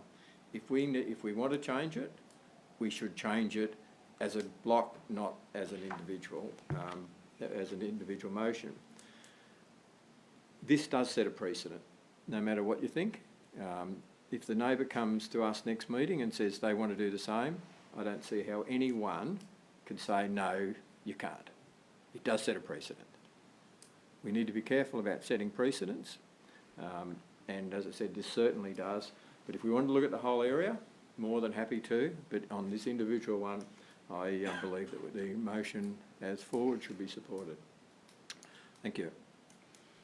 Thanks for your summary. Okay, we'll put the matter to the vote. As it is currently on the books, the officer's recommendations. All those in favour of that motion? Councillor Foster, Councillor Dukas, Councillor Gleeson, Councillor Purcell in favour. Those against, Councillor Smith, Lockett and Mead. The motion is carried as per the officer's recommendation. Move on to item 18, as previously brought forward. Councillor Dukas' notice of motion, Hawkesdale Wind Farm Independent Noise Testing Community requests. Councillor Dukas, over to you. Thank you, Mr Mayor. I don't think there's a need to read the whole motion out, is there, councillors? No. No. Okay, so I will move. I just hope someone seconds. Well, before you move, we'll just see if there's anyone got any questions for Councillor Dukas on any points in his motion. Councillor Lockett. Thank you, Mr Mayor. Mr Councillor Dukas. Just regarding the 30 days, like we've discussed it earlier, just wondering if there's any flexibility on, it's recommended that 10 days is sufficient, but we're going to triple that. Well, your motion is suggesting to triple that. Obviously, tripling that would triple the expenses of the data, and just wondering why that's the case. First of all, it won't triple the expenses. Why would it triple the expenses? Because the expense is for the whole testing regime. If you just have an extra, what is it, 14 days, 10 days that we proposal, it's just keeping the loggers there that amount of time. So whatever the rent is per week, it's just an extra 2 weeks rent. And the reason for the 30 consecutive days is, as Mr Blaine alluded earlier, nighttime testing is 10 till 7, so what's that, 9 hours? With, 10-minute intervals, so that's 6 an hour. It's only 50 54 per day, if we need 1,440 data points, we won't get it in that time frame. So to do the job properly and get enough data to eliminate the discrepancies in the noise data, I'm proposing 30 days. If somebody's got another figure close to 30, I'll definitely consider it. But 30 days being a month, I thought that would be appropriate, more than enough to cover the data points required. Other questions for Councillor Dukas? Councillor Purcell? Yeah, thank you, Mr Mayor. Just a question to Councillor Dukas. He can probably, off the top of his head, I'm sure he would be able to remind me. The 15th of December motion, was that to meet the New Zealand standard? What do you mean to meet it? Well, if you look at item number 1, you said Moyne undertake independent noise testing according to the New Zealand standards. So did the motion on the 15th of December, was it to undertake independent noise testing according to the New Zealand standards? Oh, geez, you're asking me a lot now, back to December. Yeah, I'm assuming it would, because the whole idea was to get the independent testing was to do it under the New Zealand standard. Whereas to date, from what we see with the Marshall Day report, there are some discrepancies in how they've placed the loggers and done their assessment. So what we're asking for is that we take the New Zealand standard and do the testing according to that. Now, there's a little bit of flexibility about where you put loggers, 10 to 15 metres from a house, nowhere near noise reflective stuff. So we need to pull the standard out, give it to the person doing it, and along with our director, I understand where you're coming from. Yeah, so if I just follow on from that, Mr Mayor. Follow-on question, Councillor Purcell. So if we are complying with the New Zealand standard from the 16th of December motion, and the New Zealand standard says 14 days, why are we increasing it to 30? I hear what you say. So you're saying the New Zealand standard's incorrect? No, I'm not saying incorrect, but to get a proper rundown of the data, the longer you leave the equipment out and the more data you collect, the more accurate the report. Mr Mayor, I understand that, but the New Zealand standard, as I understand it, says 14 days. I believe it's a minimum of 10. 10 days. Or minimum of 10, is it? Yeah. Perhaps, Mayor, if Ms Granger might like to Yes, we can ask Michelle. just clarify the 10-day, 14-day, 30-day matter.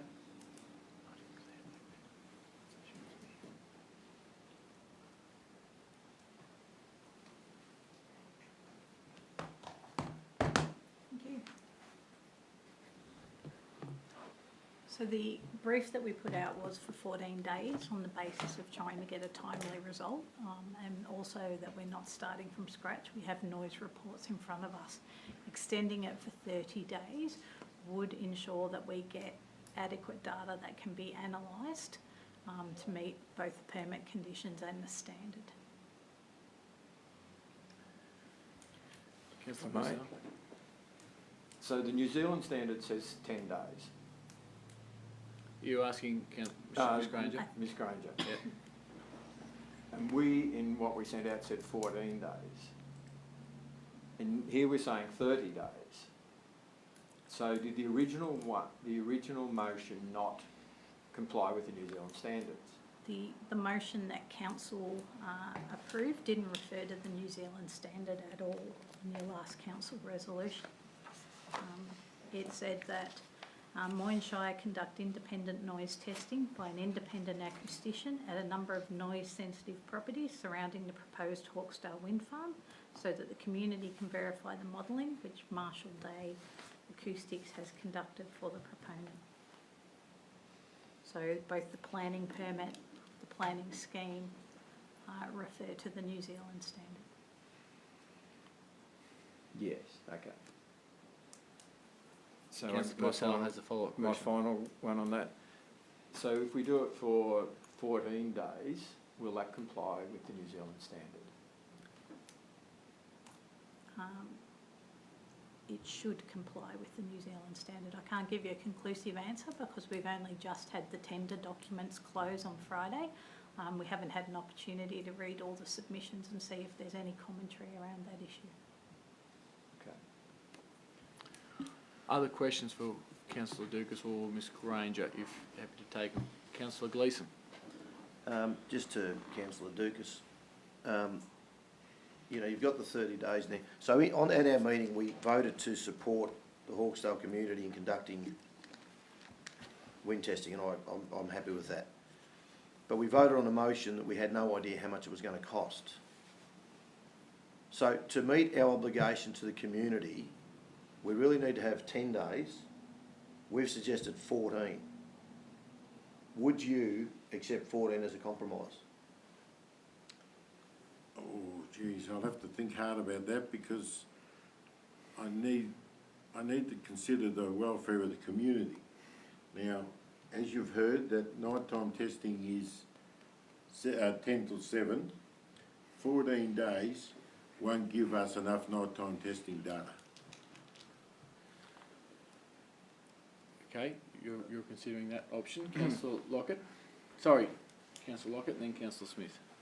Yep. Through you, Mr Mayor, if I could I make a suggestion that 10 days and or until the 1,400 points of data are collected? Like, because our arbitrary coming up with a, you know, an amount of days, we're not acousticians until they reach that data point, then be like, righto, that's enough.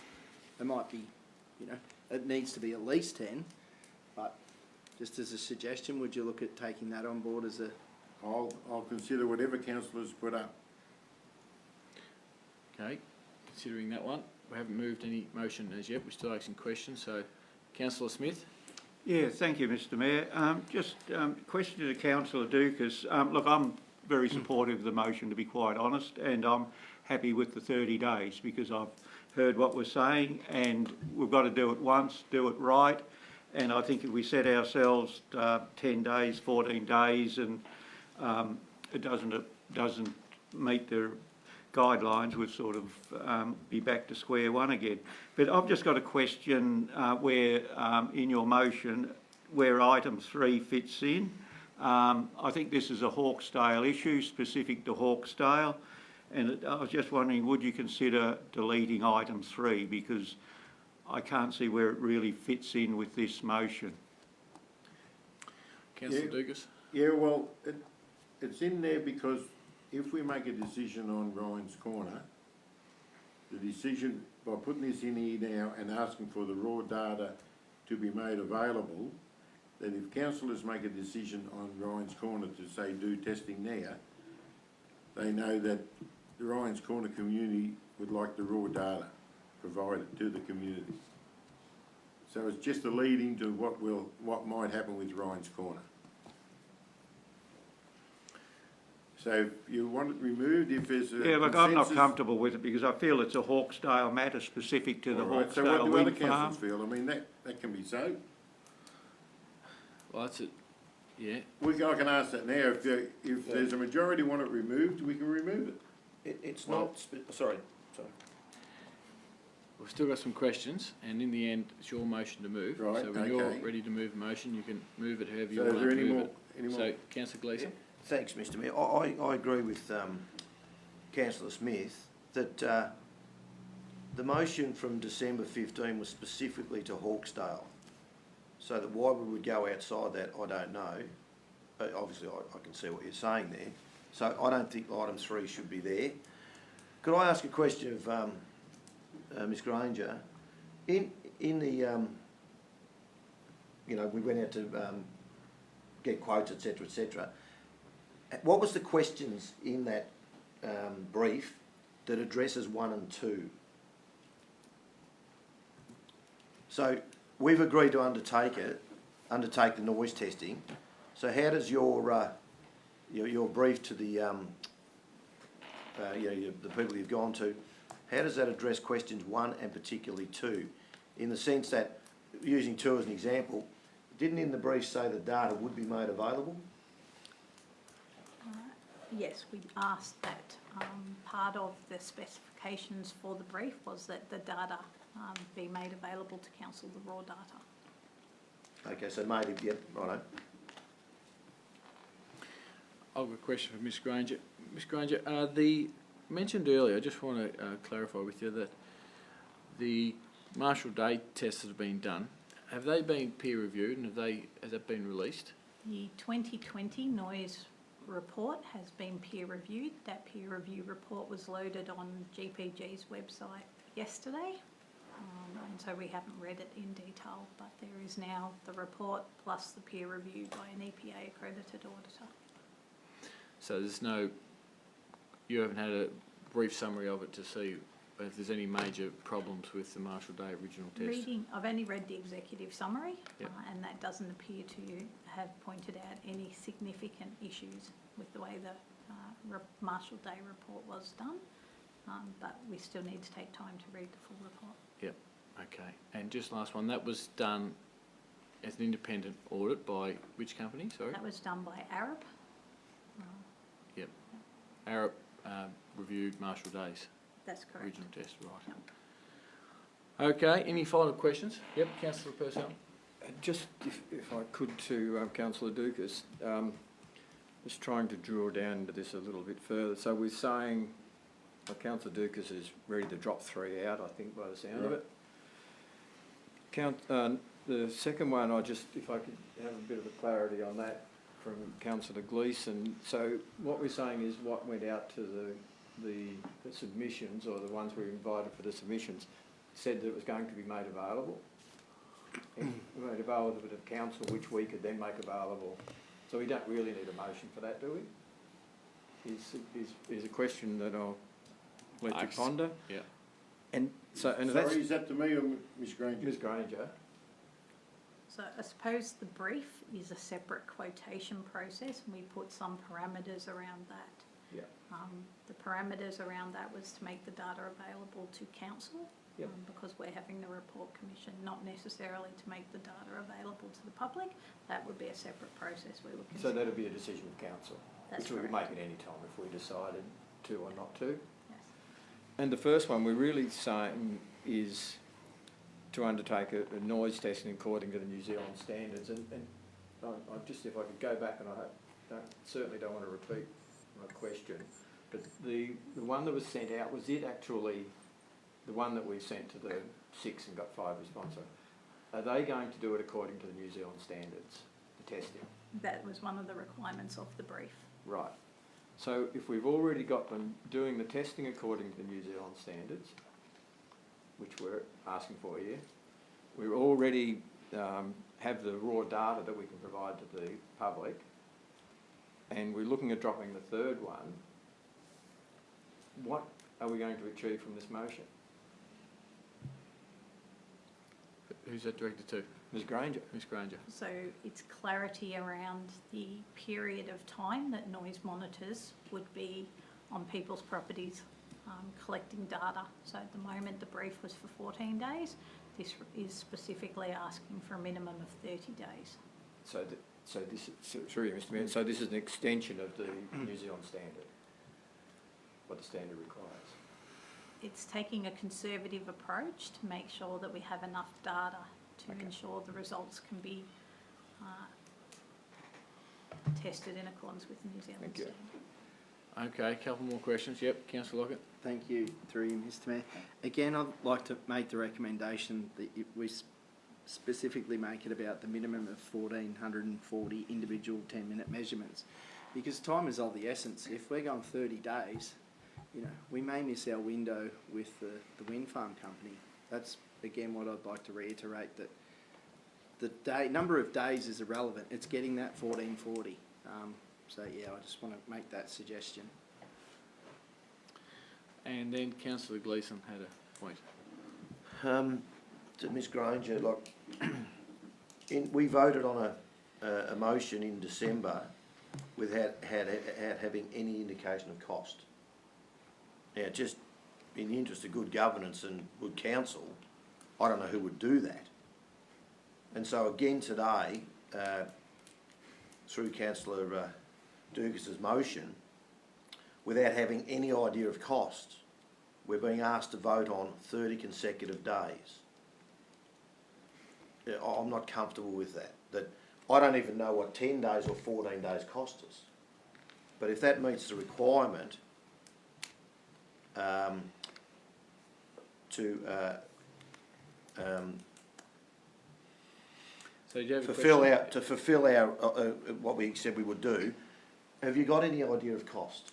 The additional, Yep. Through you, Mayor, I think given that we're in the middle of a procurement process, I wouldn't like to talk specifics.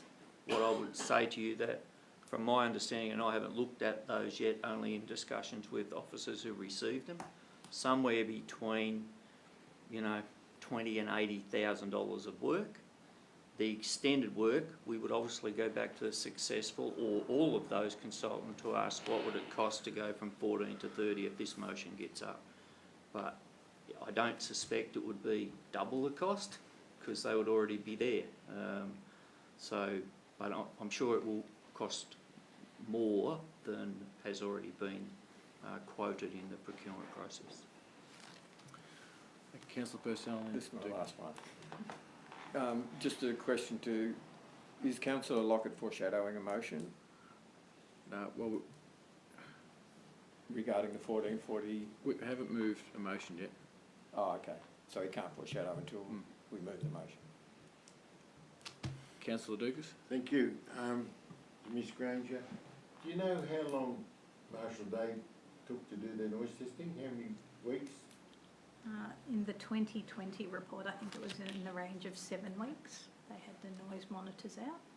How long it took to then do the reports, I can't specify. But they had the loggers out for 7 weeks? Correct. Which is more than 30 days? Correct. If I can count.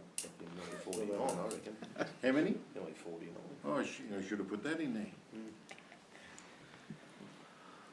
Any other questions? Councillor Smith. Yes, thank you, Mr Mayor. I'm just, I hear what Councillor Lockett is saying about the 1440. Questions? Yeah, the question. Yeah. The question is, if we do go ahead with that, and then we find out there's been, as they said in the Marshall Day report, there were extreme winds when they had to take them off, and if we get the 1440, what happens if we then find out? You've got to drop 400. Yeah, and this is where I think we should err on the side of caution and go for the longer period. So what's the question? The question is... Questions to Councillor Dukas or... question to Councillor Dukas is, no, my question is, I'd be happy to see the 30 days. My question is to lock Councillor. Okay, thanks, Sorry, Councillor Smith. All right, that's. I think we've exhausted questions. Yeah. Councillor Dukas, moving... I'm moving the motion, thank you. Yep, can you clarify the details of your motion? After considering what other council had to say, I'm happy to drop off number 3, to do with Ryan's Corner. Only? Yeah, well, what else is there to drop off? Oh no, it was just suggestions made. I can increase the days if you wish. If a councillor, I'll get councillors' advice on this, but we've never asked GPG for their raw data. The audit that came through yesterday was an audit on their report. It never assessed anything to do with raw data. We've wrote, I believe the letter's gone off to GPG already about the 3 turbines that they're removing. So I'm happy if some other councillor wants to join the party, makes themselves popular with Hawkesdale and put in another item that we write to GPG asking them to give us a copy of their raw data. Well, silence is golden. But you can move that if you like. I can move that if I like, but I'm just leaving it open to any councillor who wants to do it. Through me, I'll need a motion. Yeah, we need a motion first, then they can be amended secondly. Okay, so I'll move the motion. I need a seconder, please. So, hang on, just to be clear, you're moving just points 1 and 2. 1 and 2, and you're yes, not thank you. adding the GPG yet. Not adding the GPG yet. I'll leave that open to any councillor who wants to do it. Do we have a seconder? I'll be happy to second that, thanks. Councillor Smith has seconded. So, Councillor Lockett? Can I seek a point of clarification, please, Mr Mayor? Sorry, we've had a fair few, but We have. given what you just said, would you just add that in to your motion? The motion's been moved. So yeah. it's on the table as it is. But Point I 1 can and move 2. a move in addition with council approval, but I just left it open now now we're talking about raw data, that if any councillor wants to add to my motion, that we write to GPG seeking their raw data, that they can do so. So, Councillor Dukas, you've moved your motion. You're welcome to speak to your motion now that you've moved. Yeah, no, well, with Councillor Smith's support, I'd like to add that we put in a new number 3, that we council write to GPG requesting that they provide the council the Marshall Days raw data. I think it's Marshall Day has the raw data, don't they? Okay. So we've had a motion moved, and we've had it suggested already that that be amended by the mover. So does the seconder of that motion agree with that? Of the new amended motion? No, I'd be happy just to go with the motion, the 1 and 2. All right, leave the raw data out. Yep. Okay, I'm happy with that. We're going with 1 and 2. Okay. So you speak to that motion, Councillor Dukas. Well, Mr Mayor, I think considering all the discussion we've had, there's not much more I can say except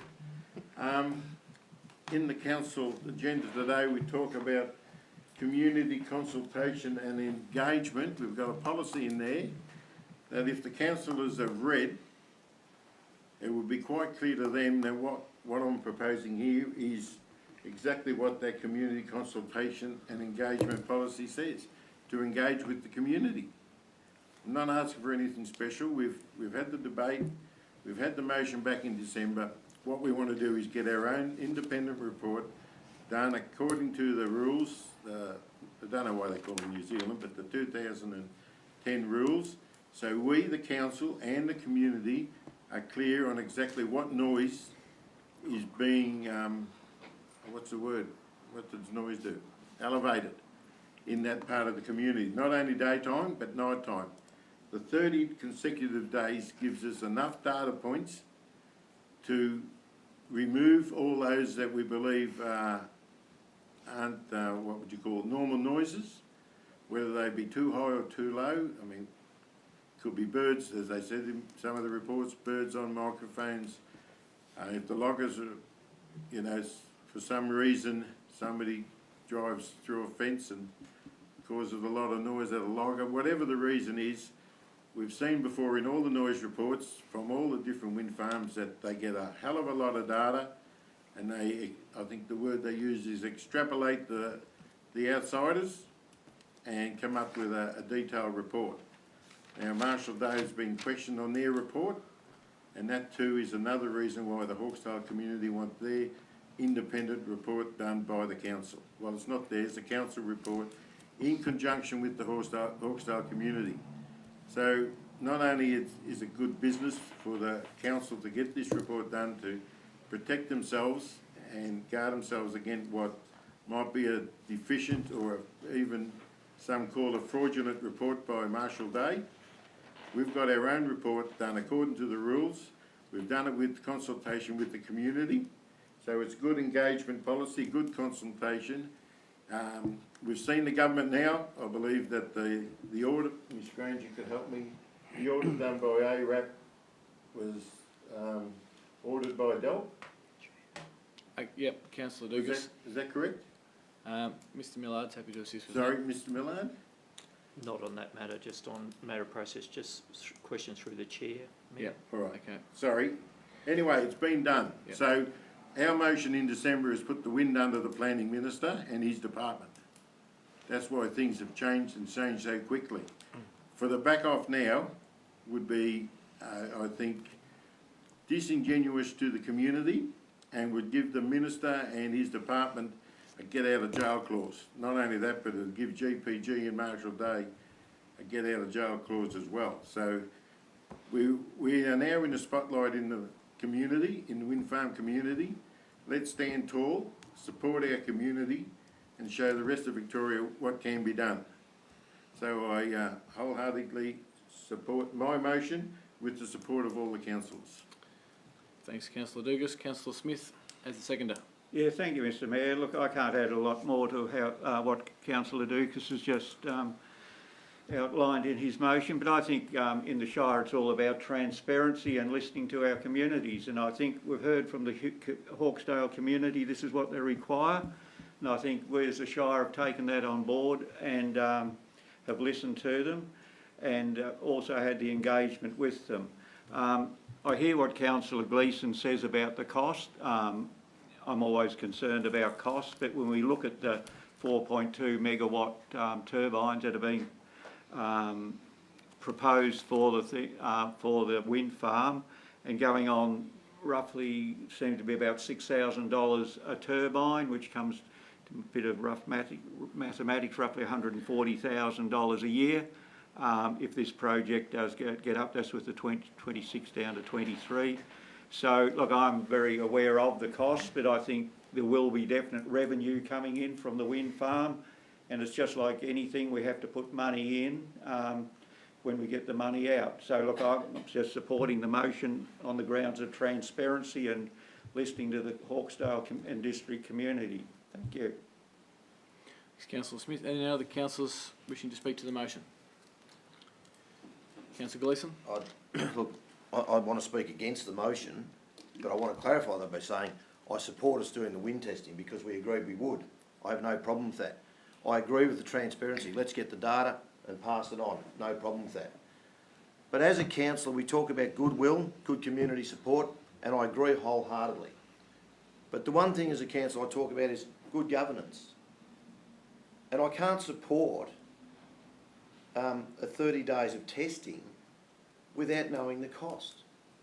And I appreciate what you're saying, that they're going to become ratepayers and they're going to contribute. But I set an agenda back in December 15 to say, you know, this is a partnership. This is Moyne Shire working with the community, and I believe that. But I can't stay here and vote hands up 30 days consecutive, and it could be $200,000. And then the people of Peterborough ring me and say, what the hell are you doing?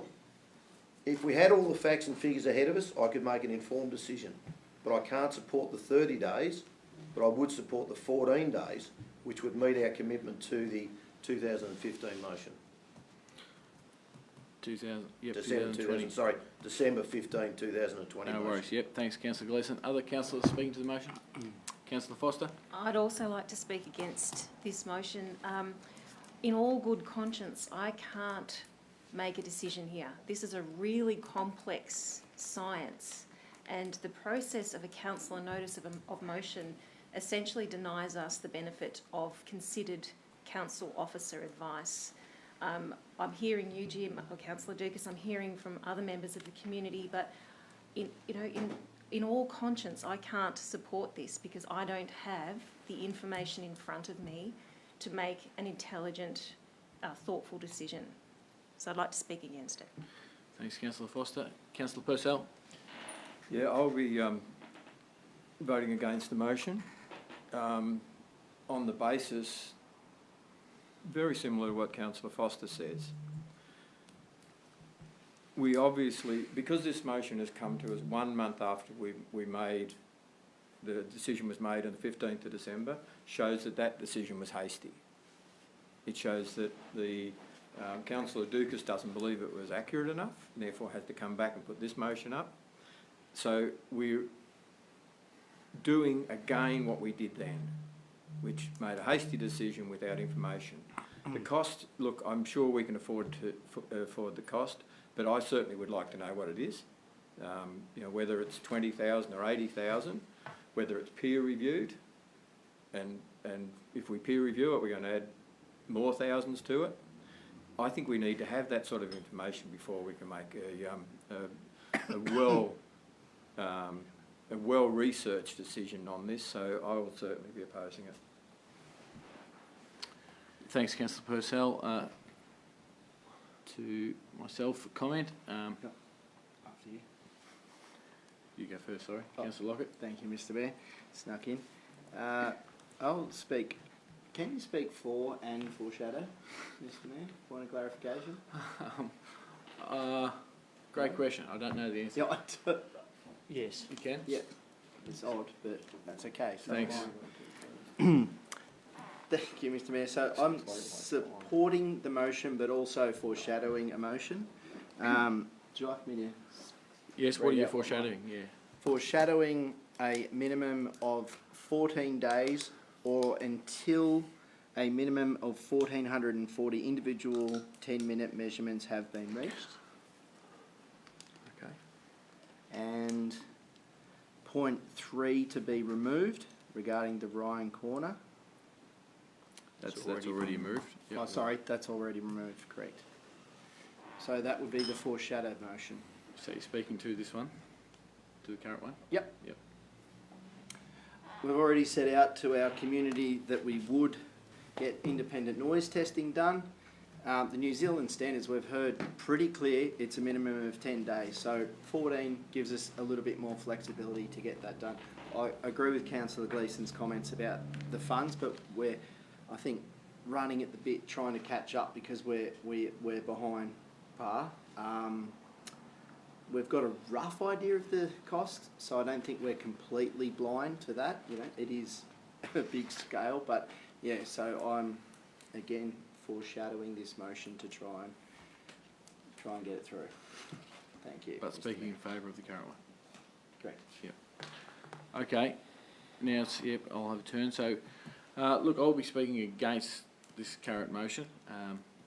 I think, you know, as mentioned, we have already voted as a majority in favour for the motion in December that was put, which we've put out a brief which has highlighted 14 days above the minimum of 10 required by the standards. I don't see this, if this motion goes down, I can't see this as backing off because we're continuing to carry on from the putting in process now the motion that was successful in December, and hopefully, as mentioned earlier, the tenders arrived on Friday, so we are carrying on with that, making progress with that. Also, the audit that was released yesterday, from feedback on reading the executive summary, as it was only released yesterday, suggests that there's no major issues found from the testing of Marshall Day, so it has been checked. And look, I think also, given that that motion was successful in December, given that we've advocated in the past to push back the setback from Hawkesdale in particular, we've written to the Minister to that effect when the motion,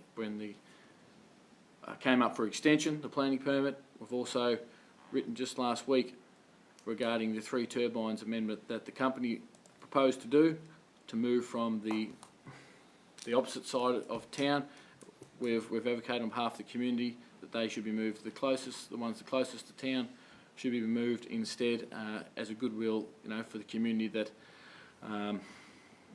that probably to this date haven't been heard that well, in my view, from GPG. So a good opportunity for them to do that. So I believe we are supporting the Hawkesdale community through those measures mentioned, through the independent noise testing that we've already agreed to.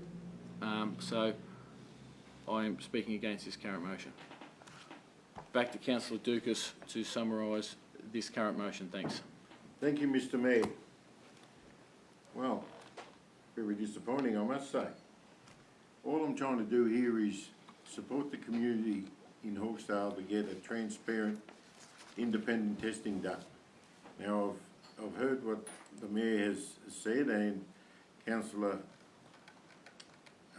Gleeson, Foster and the others. In our brief that was sent to us from the Shire, Ms Granger's brief, it says here in one of the paragraphs, the testing must mirror the background noise testing locations as detailed in the reports by Marshall Day Consultants. And you know the saying, if you do the same test over and over again, you'll get the same result. Only proves one thing, that the person doing the testing is a nut. So here we are looking to get independent testing, and you want to copy exactly what the issue is. We know there's faults with the Marshall Day report. The audit report that was done was just done on the report. It wasn't done on any facts and figures. It wasn't done on any raw data. You've only got to pick the paper up to see how many consultants are in trouble with their reporting. So as a councillor, I am very disappointed. For the Hawkesdale community, it's even worse because you've ignored their concerns, not only their wishes, but their concerns, because they've only asked for one simple thing, independent testing. And all the excuses you came up with, sorry, but Councillor Foster says she doesn't know enough about it. We've got a planning officer over there that's an expert in it. Have you asked her any questions? We've gone through this often enough. If you don't think that doing the testing, according to the rules and regulations with the New Zealand standard of 2010, isn't enough, then what do you want? Councillor Foster, what are you looking for? I'll take that as a rhetorical question. Yes, it's your chance Really? to summarise. It's your chance to summarise. Councillors should be up to speed with this, not looking for negatives. We're sitting here saying you support the community and you find excuses to get out of it. So stand up and be councillors, support the community, or come straight out and say you don't want to support them, you don't want the testing to be done. Somebody bring a motion up at the next council meeting to rescind the whole thing. But don't sit here pretending to be supporters of Hawkesdale and looking for independence and then turn around and knock this motion on the head. The one good thing about today's whole thing is the fact that we are being recorded and the community will see just what sort of an excuse some councillors come up with not to support their local community. Thanks, Councillor Dukas, for your summary. So, councillors, time to vote on item 18. If we're all clear on what the motion is, it's the existing motion that's on the page there, minus item 3. So, councillors, time to vote on that. All those in favour? Councillors Smith, Councillor Lockett, Councillor Dukas. All those against? Councillor Foster, Councillor Mead, Councillor Purcell, Councillor Gleeson. The motion is lost. So we now move to the foreshadowed motion from Councillor Lockett. Which is? So, do you need me to read it all out exactly as it was? Have you got it there? So what's the changes from Councillor Dukas' motion? 14 days. So or until a minimum of 440 individual 10-minute measurements have been reached. 14. So you might just read out that all of section 1 there. 1440, yeah. Just read out section 1, please, Councillor Lockett there. Moyne Shire undertake independent noise testing according to the New Zealand standards, blah blah blah, acoustics, wind farm noise and clauses 53.32 of the Moyne Shire planning scheme of a minimum of 14 days, brackets, or until a minimum of 440 individual 10-minute measurements have been reached.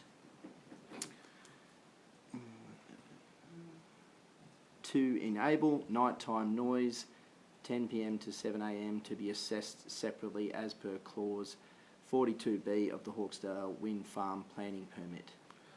Okay. We've got that written down, Mr. Miller. Yep. Is there a second? And just keep number 2 the same. Keep number 2 the same. And no 3. No, okay, because that was already out of it, so you can't have 3 anyway. So we have a seconder for Councillor Lockett's foreshadow motion. Councillor Gleeson has seconded that motion. Speaking to the motion, Councillor Lockett. Thank you, Mr. Mayor. We've already had vigorous discussion and debate regarding this. I think this allows a little bit more flexibility, but it doesn't allow for an overextension and possible unnecessary expenditure of ratepayers' money. So it just gives us that little bit more flexibility. Thank you, Mr. Mayor. Other councillors speaking to them? Oh, sorry, Councillor Gleeson as a seconder. Just to reiterate, goodwill, community support. Look, there's no doubt we've said yes, we'll support you, and we want to do that. There's no problem about that. The transparency, you can have all that. But my conscience says I can't just pay for something or contribute without clarity. So, in meeting the 14 days, then we meet the New Zealand standard, and I'm very, very happy to support that. Other councillors speaking to the motion? Councillor Dugas? Clarification, please, Mr. Mayor. Clarification to Councillor Does Lockett. that include 1,440 night-time data points? Or just an overall 1,440? Good point. I'm not 100% on that myself. Time measurements have been reached. Well, if the testing's occurring at night time, wouldn't it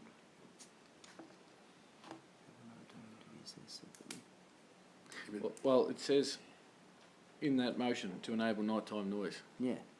Yeah, but it says 1440, so there's more day than night.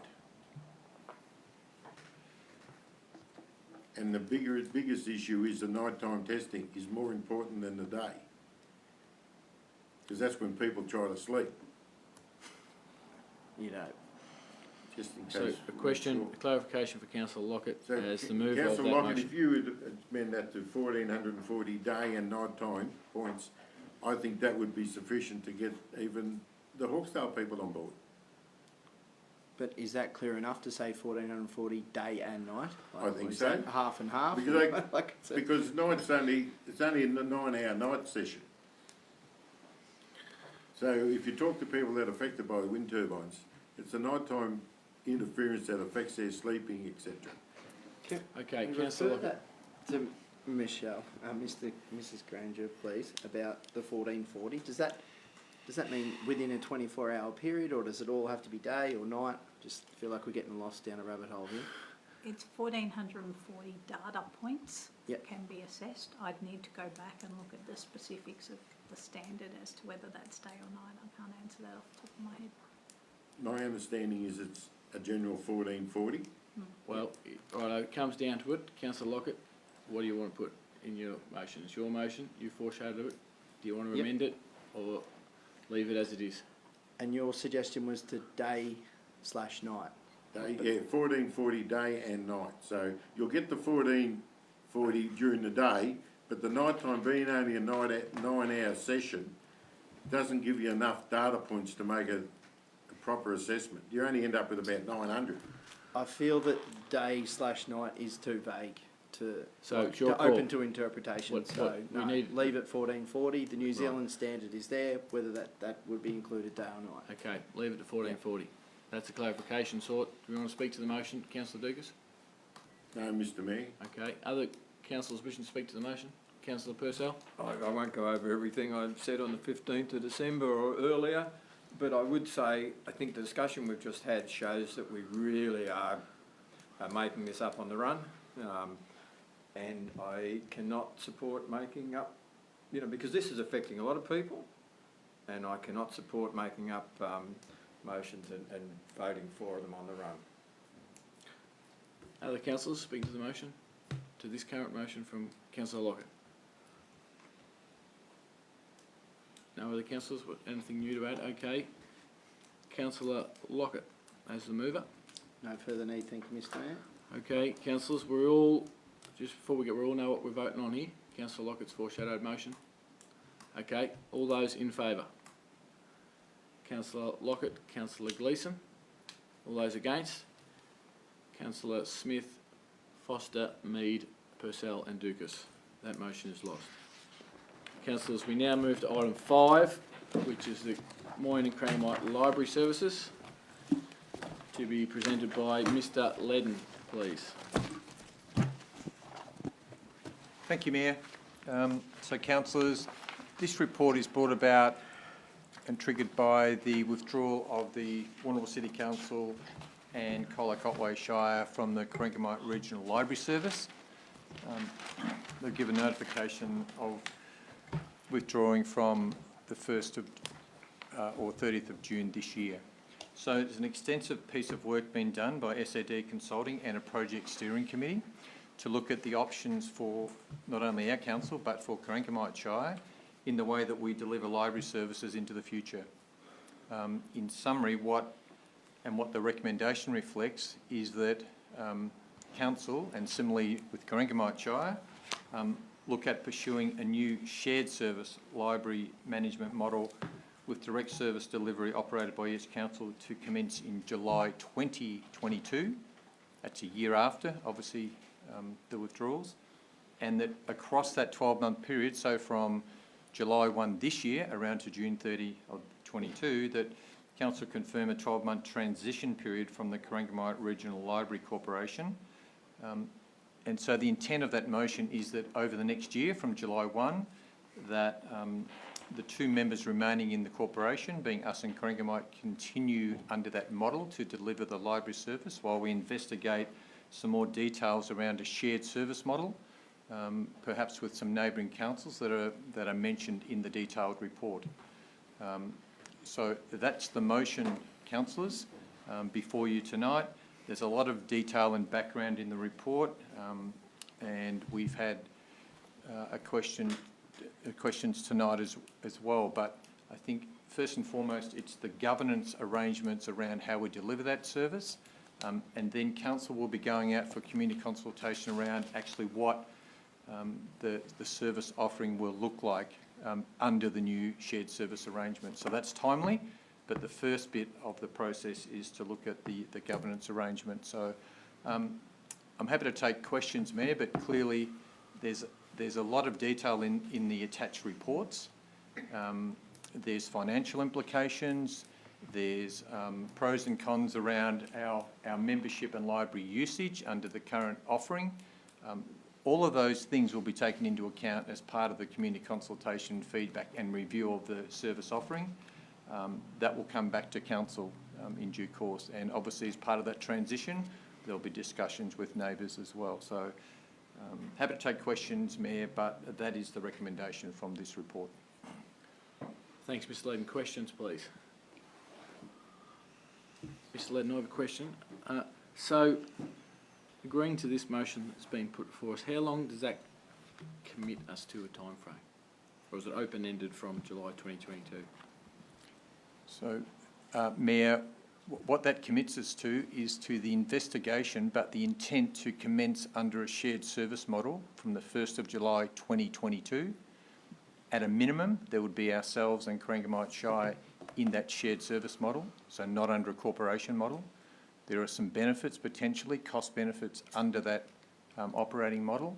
We do direct service delivery with shared back-of-house arrangements, if you like. And that gives us a year from July 1 this year to continue our current service offering under the existing corporation. So really that's the time frame here. Any further questions? Okay, I'll seek a mover, please. Happy to move. Foster has moved, seconded by Councillor Purcell. Councillor Foster. Yeah, thank you, Mayor. We did talk about this earlier, but as Mr. Ledden has said, this what we're deciding on today is really just to sort out the governance of the corporation. We've got a really strong business case as to why we shouldn't go alone or attempt to go alone and just have a Moyne Shire library service.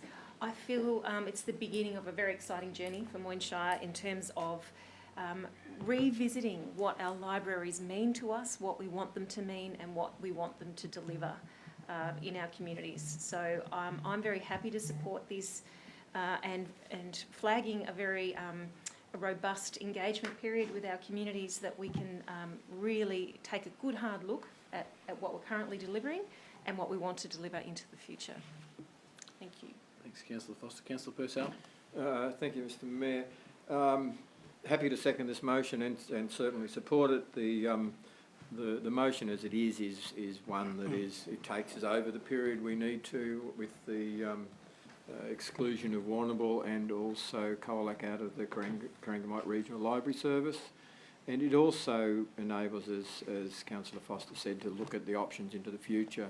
It's a service that, as I said earlier, the Council have traditionally supported strongly and I'm sure they will continue to support in the future. A service that many of our public really appreciate. Thanks, Councillor Purcell. Other councillors wish to speak to the motion? Councillor Lockett. Thank you, Mr. Mayor. Agree with Councillor Foster and Purcell's comments and think it's a really exciting opportunity at the moment. Would also like to flag the elephant in the room, the Warrnambool Council, Warrnambool City Council, with the huge opportunity there is for Warrnambool and for Moyne. Hopefully Warrnambool City Council is open to having some type of dialogue with us about their fantastic new service and that we can also hopefully link in with them because there's going to be this phenomenal building and service in Warrnambool. Moyne surrounds Warrnambool. Let's work together and, provide a fantastic service for the region. If that, dialogue doesn't go anywhere, we will still endeavour to provide a fantastic service for the Moyne Shire and collaborating with whoever's up for collaboration because I'd like to see you know, the region be able to have access to any books in the world, hopefully, because, you know, read books, you're able to educate yourself. It's a really positive thing. And I think, as Councillor Foster said, that the library space really is changing. I know with our little kids, we go there and they have playtime and story time and things, and it's a fantastic space, but it is changing. So hopefully Moyne's on the front foot with it. Thank you, Mr. Mayor. Councillor Lockett, other councillors? Yes, Councillor Gleeson? Just a comment, Mr. Mayor, that you know, the report that was presented to us through the SED was that our national KPIs were performing poorly. That under the current facility style, it's unsustainable. So the next 12 months, 18 months does give us a great opportunity to evaluate all that, because as a business model, not real good. So, Mr. Ledden, I think that it's a great opportunity. So, and something that we need to address. Thank you. Other councillors? Back to Councillor Foster as the mover. Nothing further to add, other than I will say, Mayor, that remind councillors that Corangamite Shire has passed an identical motion, I think last week, so they have indicated their support. Thank you. Thanks. Okay, councillors voting on item 5. All those in favour? Motion's carried 7-0. I have a motion to resume standing orders to go back to item 1. Moved by Councillor Purcell, seconded by Councillor Foster. All in favour? Motion carried 7-0. Okay, back to item 1, monthly financial performance report presented by Mr. Ledden. Thank you, Mayor, councillors. So this finance report sets out our actual performance against seasonalised budgets for the first 6 months of the financial year, so from July 1 through to December 31. For our operating budget, $60-odd million, there are some favourable and unfavourable results at the halfway mark. They look like that they will net each other out, so I think at this point in time we are looking at a favourable operating result at year end. As we know, some of those unfavourables, our grants commission was less than expected, our interest on investments is less than anticipated given the current economic climate. The impact of COVID, generally, whilst in the early years areas, childcare, kindergartens, we had an early impact with some government assistance. They probably will net themselves out, so I don't think we will necessarily be out of pocket in that space. We continually talk about the major impact being in our caravan parks, and it will probably have a fair indication, we will have an indication at the end of January, which is the peak season, most of our revenue. So, but anecdotally, it looked like we had really good patronage, and that will convert into revenue. So we're not so sure that unfavourable variance will be as significant as we perhaps anticipated, but we'll know by then. And the other impacts of COVID were built into our budget, so council agreed on the rate freeze and some of the supports, particularly for commercial rents and things like that. So that's our operating budget for the 6 months. For our capital works budget, we have a revised target of $28 million, which is maybe the highest ever for the Moyne Shire. At the halfway mark of the year, council has actually delivered $11 million worth of works, which is probably almost as much as we've ever done in the first 6 months of the year, which is traditionally a little bit lower than the second 6 months, basically because of our roads program. So still $17 million left to deliver, of which $5-odd million is our road rehabilitation, resheets and reseals. That will happen. So we're tracking towards probably a record spend, but we'll still look at some rollovers, but significant projects that have dragged on for a while, including the Port Fairy Bowls Club, Macarthur Bowls Club, you know, all completed. Garvock Community Hub, we've got approval, but that will be carried over to the new financial year, but we've obviously commenced detailed design and things like that. So that's our capital works program with the detailed list and commentary included in the report. There's one variation, councillors, being it's a net nil cost to council, but the $479,000 successful grant that we've received for redevelopment of the large meeting room at the Port Fairy Community Services Centre into kindergarten spaces to help alleviate our early years wait list down there has occurred, so we're booking that as revenue and expenditure, so that's the one variation. And the final part of the recommendation, which is new and a requirement under the new Local Government Act, is that the Chief Executive Officer, as required under section 97(3) of the new Act, is of the opinion a revised budget is not required. We haven't had that requirement in the past. It's only required at the second quarterly finance report, meaning the half-yearly mark, which is now. And based on our circumstances, we don't believe that there's a requirement for a revised budget. Thanks, Mr. So that's a Ledden. recommendation, Mayor. Happy to take questions. Any questions for Ms. Ledden? On any matter, on capital works or the finance report? Just Mr Mayor, please. Yes, Councillor Just in relation to the capital works, the East Beach project, in light of the motion that was tabled at the December meeting, Mr Greenberg, have you had any feedback from that, and where are we at with the works there? Through you, Mayor, yes. So since the motion was passed at the December meeting, I've written to the Federal Minister and the State Minister. I've had a response back from the Federal Minister's office just to explain the process, but what they did tell me is that the State Government are yet to make application to the Federal Government in relation to the EPBC Act and whether that will apply for this project. We haven't followed that up with the State Government, but I note today that we've got an appointment, or the CEO has an appointment with the Regional Director of DELP Monday week, so hopefully we'll get some more information about that process then. Other questions on item 1? Yes, Councillor Purcell. Question without notice. During the COVID situation, there were certain subsidies given to rent relief given to businesses. Have they ceased, or are any of those still going? Without naming the businesses for obvious reasons. Yep. But are any of those still in existence? Ms. Ledden. Through you, Mayor, and Mr Greenberger will clarify, but my understanding is that they ceased at the end of December, so the commercial rent assistance for council operated facilities. So the billing will recommence. That's correct. Yep. Thank you. Other questions?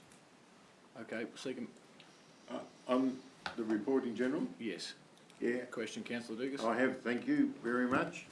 There's an item here on page 19 or 20 or 41, Port Fairy bicycle strategy. Very important in Port Fairy. We've had the bicycle crowd come in a couple of times, and it's only fair that we could tell them when this strategy is going to start. Through me, I'll take that one on notice. Okay. I don't know if Mr Greenberger can help me. Mr Greenberg can help. Yeah, thanks, Mayor. So we were successful in getting a grant to undertake that strategy. We only got notice of that probably late last year. There's a brief currently being developed to have that project undertaken. I would expect that to happen probably in the next 4 to 6 weeks, as in the project to commence in the next 4 to 6 weeks. Thank you. Good Further answer. question? No worries. Port Okay. Fairy people, Second mover, get please. those bikes out. Mover for the finance report. Councillor Gleeson's move, seconded by Councillor Foster. Councillor Gleeson. Not a lot, Mr Mayor, just very happy with the way that Kevin presents, and I think we're on track, so good work. Councillor Foster. I'll echo those sentiments and nothing further from me. Thank you, Mayor. Any other councillor speaking to the motion? Councillor Gleeson, summarise.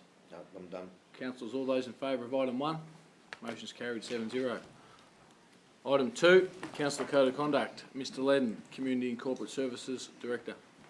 Thank you, Mayor. So, councillors, as you will have read, this report presents the updated Councillor Code of Conduct to be adopted by the council.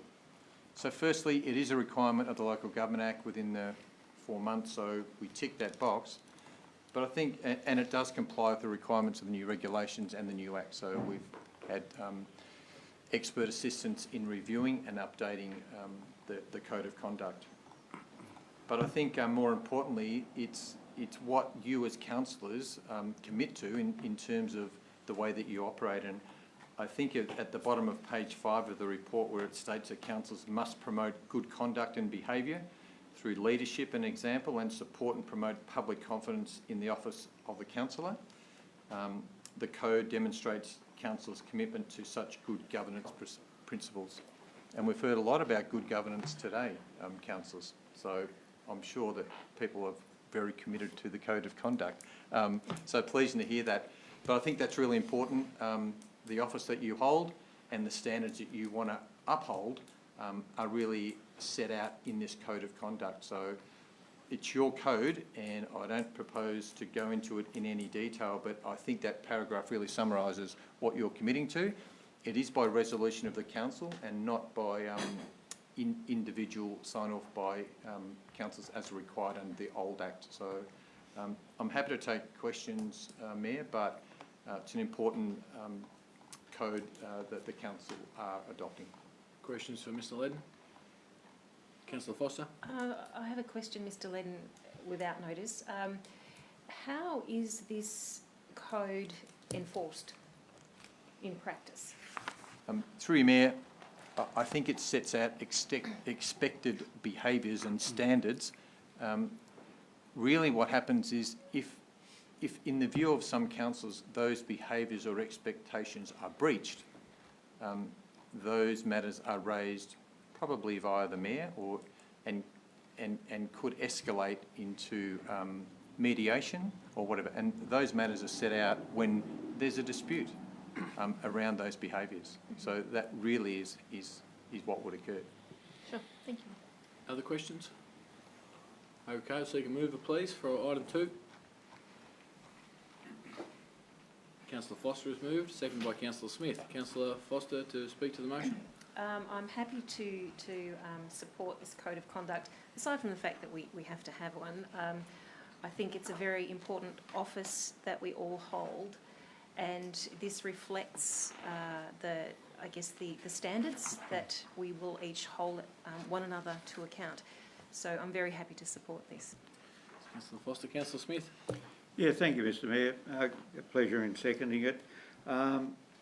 It's under requirement under the Act, and I think the Councillor Code of Conduct demonstrates the Councillor's commitments to good governance principles. So I'd like to second the motion. Thanks. Thanks, Councillor Smith. Other councillors speaking to the motion? Thank you, Yes, Councillor Lockett. Thank you, Mr Mayor. Through you. I think it's obviously it's a requirement of the Act, but it also sets a very important it sets out the tone of how we conduct ourselves. And I find that is a really important thing to reflect on and really respect, and I think we do.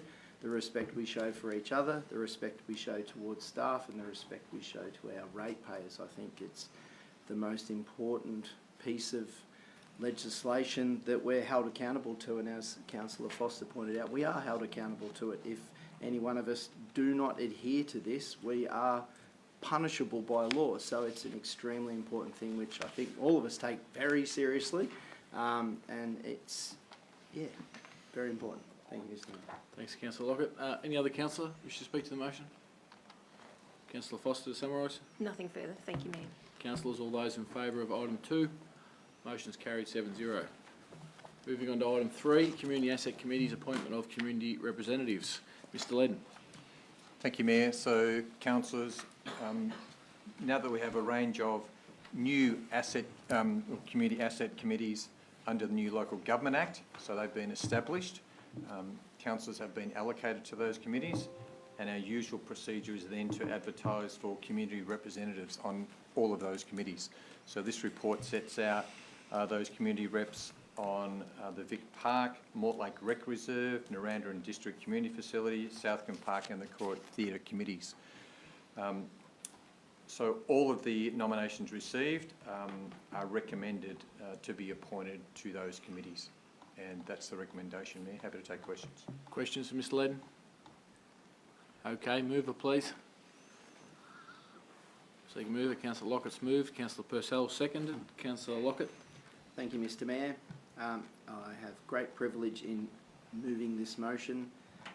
These people who have nominated themselves are the backbone of our community. The volunteers sitting in a cold-tin shed on a Thursday night for 3 hours, relentlessly going over governance and where car parks and things should go. And it really takes a lot of time and effort and energy to be on these committees, and some have been on there for many, many years, and it's greatly appreciated. So we want to thank each and every person who is nominated to put their hat in the ring, so to speak, to help out. So really want to thank all of them. Thank you, Mr. Mayor. Thanks, Councillor Lockett. Councillor Purcell? Councillor Lockett took the words right out of my mouth. Exactly what I wanted to say, except he said it better. Other councillors? That's Irish. Councillor Lockett, summarise. No further need. Thank you, Mr. Mayor. Councillors, all those in favour of item 3? Motion's carried 7-0. Item 4, adoption of the community engagement policy. Mr. Ledden. Thank you, Mayor. So this report puts forward Council's new community engagement policy, a really important piece of work that's been carried out in a relatively short period of time, and I acknowledge the work of Fiona Davey and that team in getting us to this point in time. So with the new Local Government Act again, so again, whilst it's a requirement and we meet that requirement by having it adopted at this council meeting, because it has to be done by the end of February, that process has meant looking at what is our new approach to engaging with our community, particularly in relation to major strategic pieces of work. So, and I refer to the community vision. We haven't had one before. We're required to have one under the Local Government Act. How we're going to go about engaging with our community, getting the feedback, taking it on board and shaping what that community vision is for what Moyne's going to be for the, until 2040. Deliberative engagement, that's set out in here. Community panels, etc., etc. Ditto the council plan, health and wellbeing plan, and the long-term financial plan. And consolidative engagement around other things, including the budget, which we've got online at the moment. So I think it's really been an exciting piece of work in a relatively short period. And acknowledgement to the people that were handpicked to help us road test the policy and their feedback, which is set out in the report.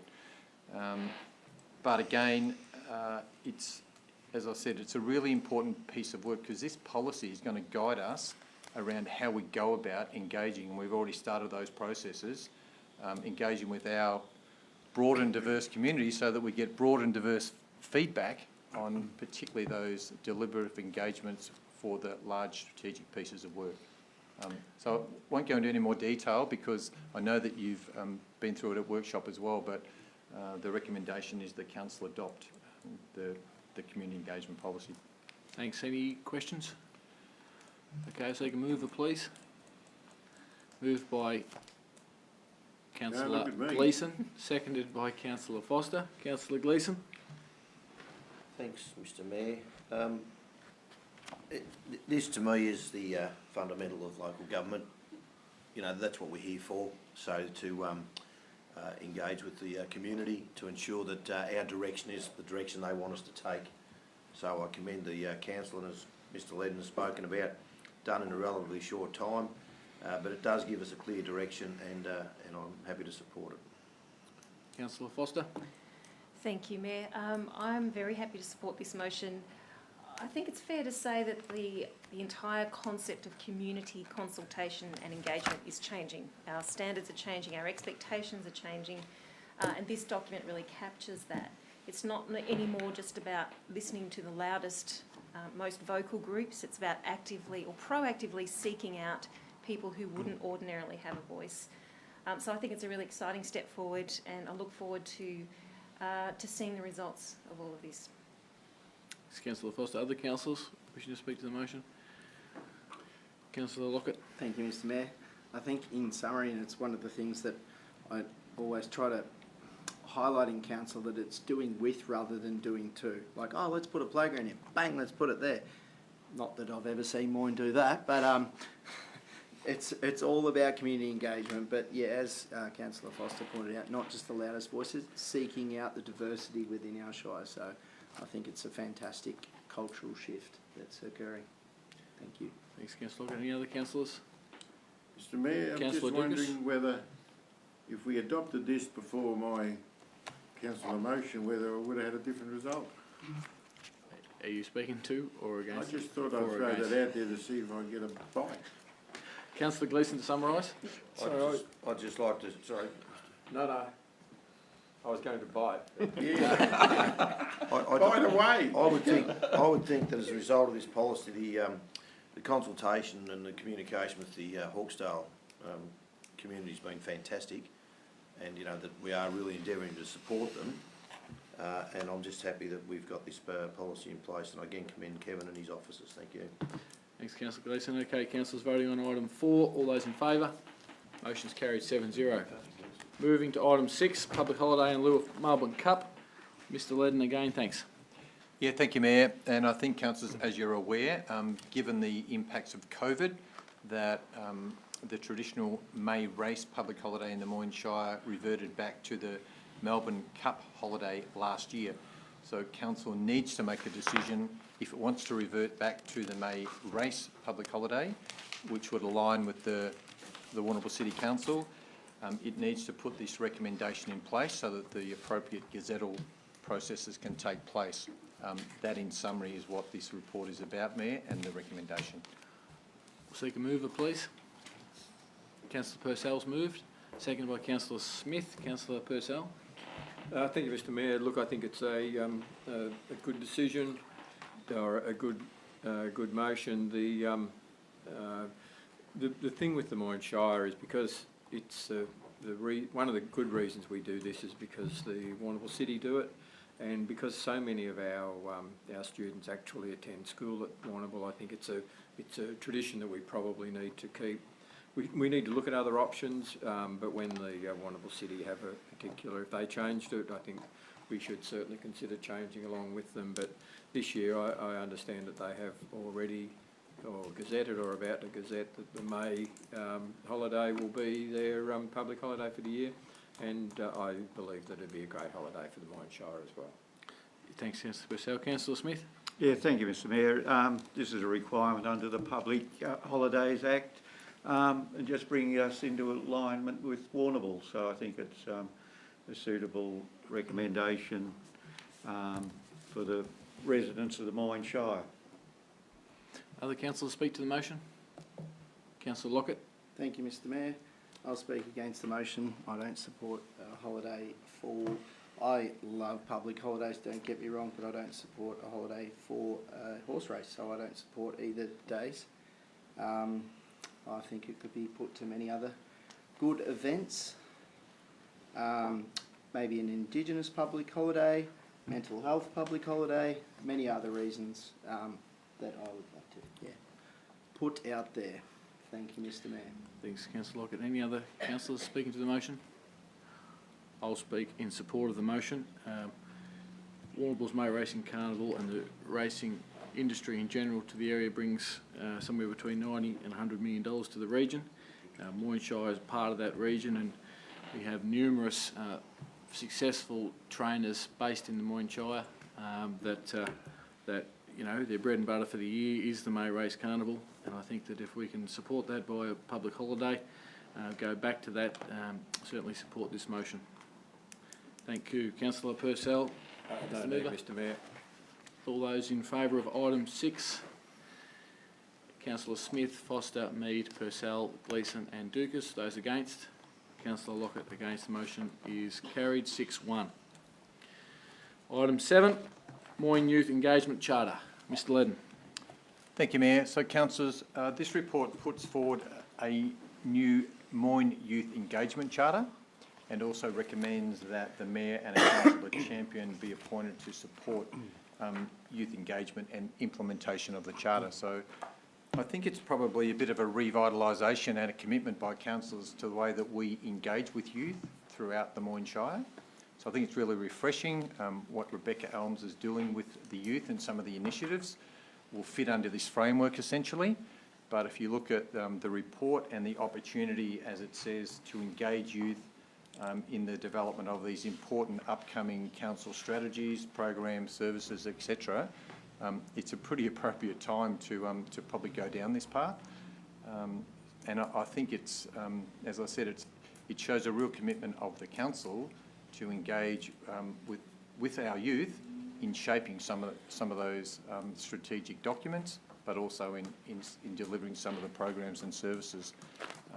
And I'm sure that it won't be limited to just those two councillors, that there'll be probably a range of projects that will be investigated under this framework. So I think, again, it's a great piece of work that Rebecca's been doing with the youth, and is, as I said, it probably revitalises the way that this council engages with the youth across Moyne to make sure that they have a voice and they have input into decisions of council.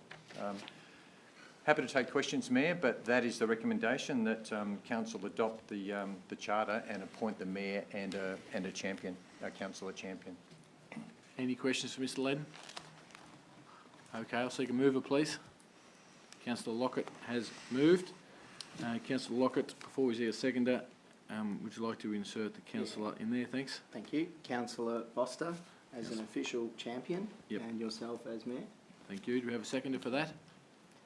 Councillor Gleeson has seconded that. Councillor Lockett to speak to the motion, please. Thank you, Mr Mayor. I think this will really assist with a framework and a matrix to be able to roll out the fantastic things that the Youth Council have already been rolling out. I think I spoke about this last month, but the best Moyne Shire event I've been to was recently held by the Moyne Youth Council. Excuse me, the Movies Under the Stars program that they rolled out over summer was fantastic in Naranda, Mortlake, Macarthur, Koroit and Port Fairy. Drive-in cinemas, and they were just fantastic events. Also the pop-up recording studios and the fantastic different kind of diverse events that have been happening lately. It's just wonderful to see. So again, this will help with providing a charter to help them engage with youth, but already doing phenomenal work. Thank you, Mr Mayor. Great, thanks, Councillor Lockett. Councillor Gleeson is the seconder. Thanks, Mr Mayor. Just, what a wonderful thing. It's such a significant part of our community. And I'd like to just refer to some of Mr Ledden's comments that, there's such a broad array of things that need addressing. And, we do very well address with the engaged youth who are the high achievers, et cetera, and through this, through our mayor and our champion, it'd be great if we could look at what we do for the disengaged. And I know that we'd all be happy to participate if we required at any time. So a great thing to support. Thank you. Thanks, Councillor Gleeson. Other councillors speak to the motion? Councillor Foster? Thank you, Mayor. I'd just like to congratulate Mr Ledden and his team on another great piece of work. I feel that this is giving genuine voice for young people. I know that there have been lots of attempts over the years to make it happen, but this seems to give a genuine framework for that to happen. And they have, in my day job, I work with young people in one of my day jobs, and they have so many great ideas and so much vision. I can't wait to see where this goes. So really excited about it. Thanks, Councillor Foster. Any other councillors? Okay, Councillor Lockett is the mover. Thank you, Mr Mayor. In closing, I'd like to throw in a Malcolm X quote: "The future belongs to those who prepare for it today," and the youth are preparing for it. So very exciting. Thank you, Mr Mayor. Thanks, Councillor Lockett. Okay, councillors voting on item 7. All those in favour? Motion's carried 7-0. Item 8, Ryan Corner and Hawkesdale Wind Farm Community Engagement Committees, Community Representative nominations. Presented by the Director, presented by Major Projects Liaison Officer, Michelle Granger. Okay, thank you, Mayor. This report deals with re-establishing community engagement committees for Ryan Corner Wind Farm and Hawkesdale Wind Farm. We went out for public notification calling for 6 community representatives. For Ryan's Corner, we received 5 nominations prior to printing of the agenda and 1 late nomination over the weekend. So we have a full 6 nominations for that committee. For the Hawkesdale CEC, we received 4 out of the 6 nominations.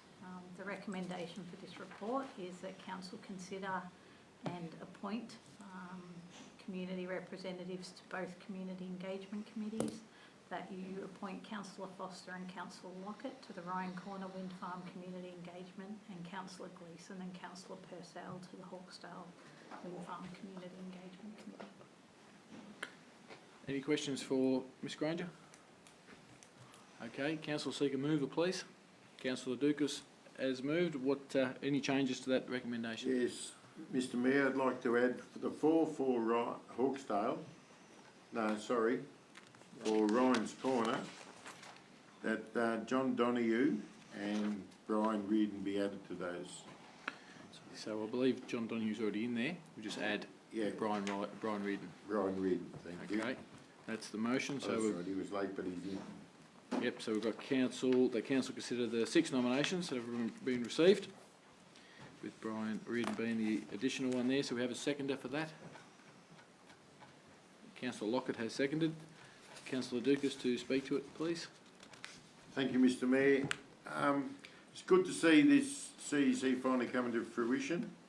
Hawkesdale's front and centre in the news at the moment, whether it's in the council chamber, in the council offices, or out on the street, even in the newspapers. So getting this CEC up and going, and Ryan's Corner, of course, which was part of the original CEC, Ryan's Corner Hawkesdale, has now got their own independent, I shouldn't say independent, their own CEC committee, just to deal with Ryan's Corner. A great outcome, finally getting places, a good cross-section of community representatives, and it's all ahead go from now on. Thank you. Thanks, Councillor Dukas. Councillor Lockett. Thank you, Mr Mayor. Well surmised by Councillor Dukas. I think this is, again, showing doing with rather than doing to, and shows that we're, really wanting to engage with the community and hear their concerns or epiphanies, ideas about the wind farms. Thank you, Mr Mayor. Councillor Lockett. Other councillors wishing to speak to this one? Yes, Councillor Gleeson. Just a comment, Mr Mayor, if I may, in light of all the concerns that have been raised by the community of Hawkesdale, I must just express my disappointment that there are only 4 people to try and fill 6 spots. So, we've been dealing pretty closely with them and trying to support them. I just want to express my disappointment. Thank you. Other councillors speak to the motion? Councillor Dukas as the mover. No need, Mr Mayor. Okay, councillors voting on item 8. All those in favour? Motion's carried 7-0. Item 11, Mortlake Avenue of Honour replacement species selection, presented by the Director of Infrastructure and Environment, Mr Trevor Greenberger. Yeah, thanks, Mayor. This issue's been going on for quite some time, but I'll try to summarise it as quickly as I can. It started back in May 17 when Council resolved to replace the Monterey cypress trees in the Avenue of Honour, or Mortlake Avenue of Honour, with like for like under a trial basis. When that decision was made, the community raised some issues around particularly canker and the effect that might have on the replacement species. As a result of that process, Council undertook a community consultation process, and the community came back with a preference for spotted gum. When that was presented to Heritage Victoria, they rejected that based on the fact that they didn't think it was appropriate to the landscape. That meant that Council then went back and did some more work, and actually a number of pieces of work to try to identify an appropriate species that would satisfy the significance of the avenue, but also the local RSL and Heritage Victoria. The upshot of all that is that the most recent report has come back with either Holm Oak or Moreton Bay Fig as an appropriate tree species for the avenue. Heritage Victoria have previously discounted Moreton Bay Fig as an option, so it really comes down to Holm Oak now that is actually supported by both Heritage Victoria and Mortlake RSL. And on that basis, tonight's recommendation is that we nominate Holm Oak as a preferred species to replace the Monterey cypress, and also to prepare an application for a permit from Heritage Victoria to replace the Monterey cypress trees in the Mortlake Avenue of Honour with Holm Oak. Happy to take questions, Mayor. Questions for Mr Greenberger? Yeah, Councillor Smith. Yeah, thank you, Mr Mayor. I've just got a question. What is going to happen to the plaques under the existing trees with the names of the people on them? Through you, Mayor, currently the intention is to leave those plaques in situ. Obviously, they'll have to be removed during the works and put back in situ. But we are open to further discussions with the local RSL branch if they do want to consider other options. Thank you. Mr Greenberger, as it says in the report here, 2018 there was a survey which came back as the most popular tree chosen by the community who participated in that survey was spotted gum at the time. So can we just be clear for those who participated in that survey as to how we've ended up at Holm Oak or spotted gum in particular, about Heritage Victoria's response to that? Yeah, thanks, Mayor. So I think previously when those decisions were made around the rejection of spotted gum as an option, it was pretty well reported through the local media. that was a Heritage Victoria decision, and as I said a bit earlier in my introduction, it was rejected on the basis that they didn't believe it was appropriate to the landscape. In relation to the decision around Holme Oak, that is in relation to meeting the criteria set out by Heritage Victoria in relation to significance of the avenue as well as appropriate to the landscape. And it is one of the species, probably the only species, that's actually agreed by Heritage Victoria as a decision maker in this instance, and also the local branch of the RSL. So that's how we've come to land on Holme Oak as the only species being considered. Thanks, Mr Greenberg. Any other questions? Okay, second mover, please. Councillor Smith has moved, seconded by Councillor Purcell. Councillor Smith. Yeah, thank you, Mr Mayor. Gives me pleasure to move this. It is a memorial avenue, so it is fitting that it is replaced. The trees are nearing their end of their natural life, and it's extreme cost in being put on the Shire and keeping them trimmed and picking up limbs that are dropping, and a safety issue. The main thing is the Holme Oak. There's one about 250 metres from here down near the Montgomery Pavilion, so if you want to have a look at a very good species of what the avenue is going to look like, hopefully in 10 or 15 years once they start getting some shape to them.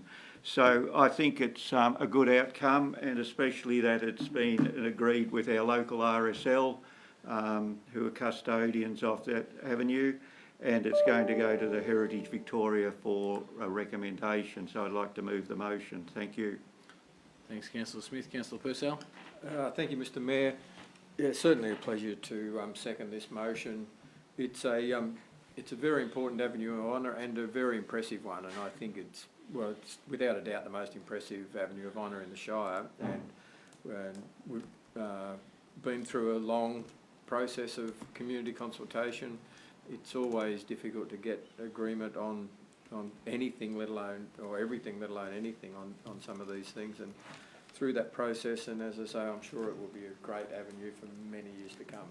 So look forward to having that, and certainly in seconding this motion. Thank you. Other councillors speak to the motion? Councillor Lockett. Thank you, Mr Mayor. As being here in the previous council, this has been a long time coming, and as a young kid, being in the back of the car, I always knew we were in Mortlake, and it's like, oh, it was, beautiful. We're going to get a Clark's Pie. We're going to the footy. Really have always respected the avenue of honour, and also, the RSL. I really wanted to be guided by them during this process, and we have been. It's been a long way around to come to this decision, so it's good that we've finally got a decision and we're taking action on it, and we'll stage out the process and respect the avenue, but rebuild a new one. Thank you, Mr Mayor. Yep, thanks, Councillor Lockett. Other councillors? Okay, Councillor Smith is the mover. Yeah, thank you, Mr Mayor. Look, I think this is a very good outcome for the Mortlake community. It would have been nice to have had the Monterey cypress replaced again, but the reality is the canker would probably take them out, and it's just a waste of money. It's going to go over 4 years, which spreads the cost. It's quite a significant cost to the Shire, I think somewhere in the range of $450,000. So it's a major cost to the Shire. And I think all of this consultation has just proven that there's not one ideal avenue tree. There's been a lot of options put up, and I think with 2 very good extensive reports on the species to be available, I'm more than confident that we've made the right decision with the Holme Oak. Thank you. Thanks, Councillor Smith. Okay, councillors voting on item 11. All those in favour?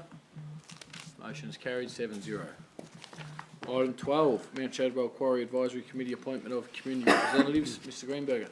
Yeah, thanks, Mayor. As per the workshop, this committee's been out for advertisements for nominations. There's 4 positions available. We've received 3 nominations, all from previous members of the committee.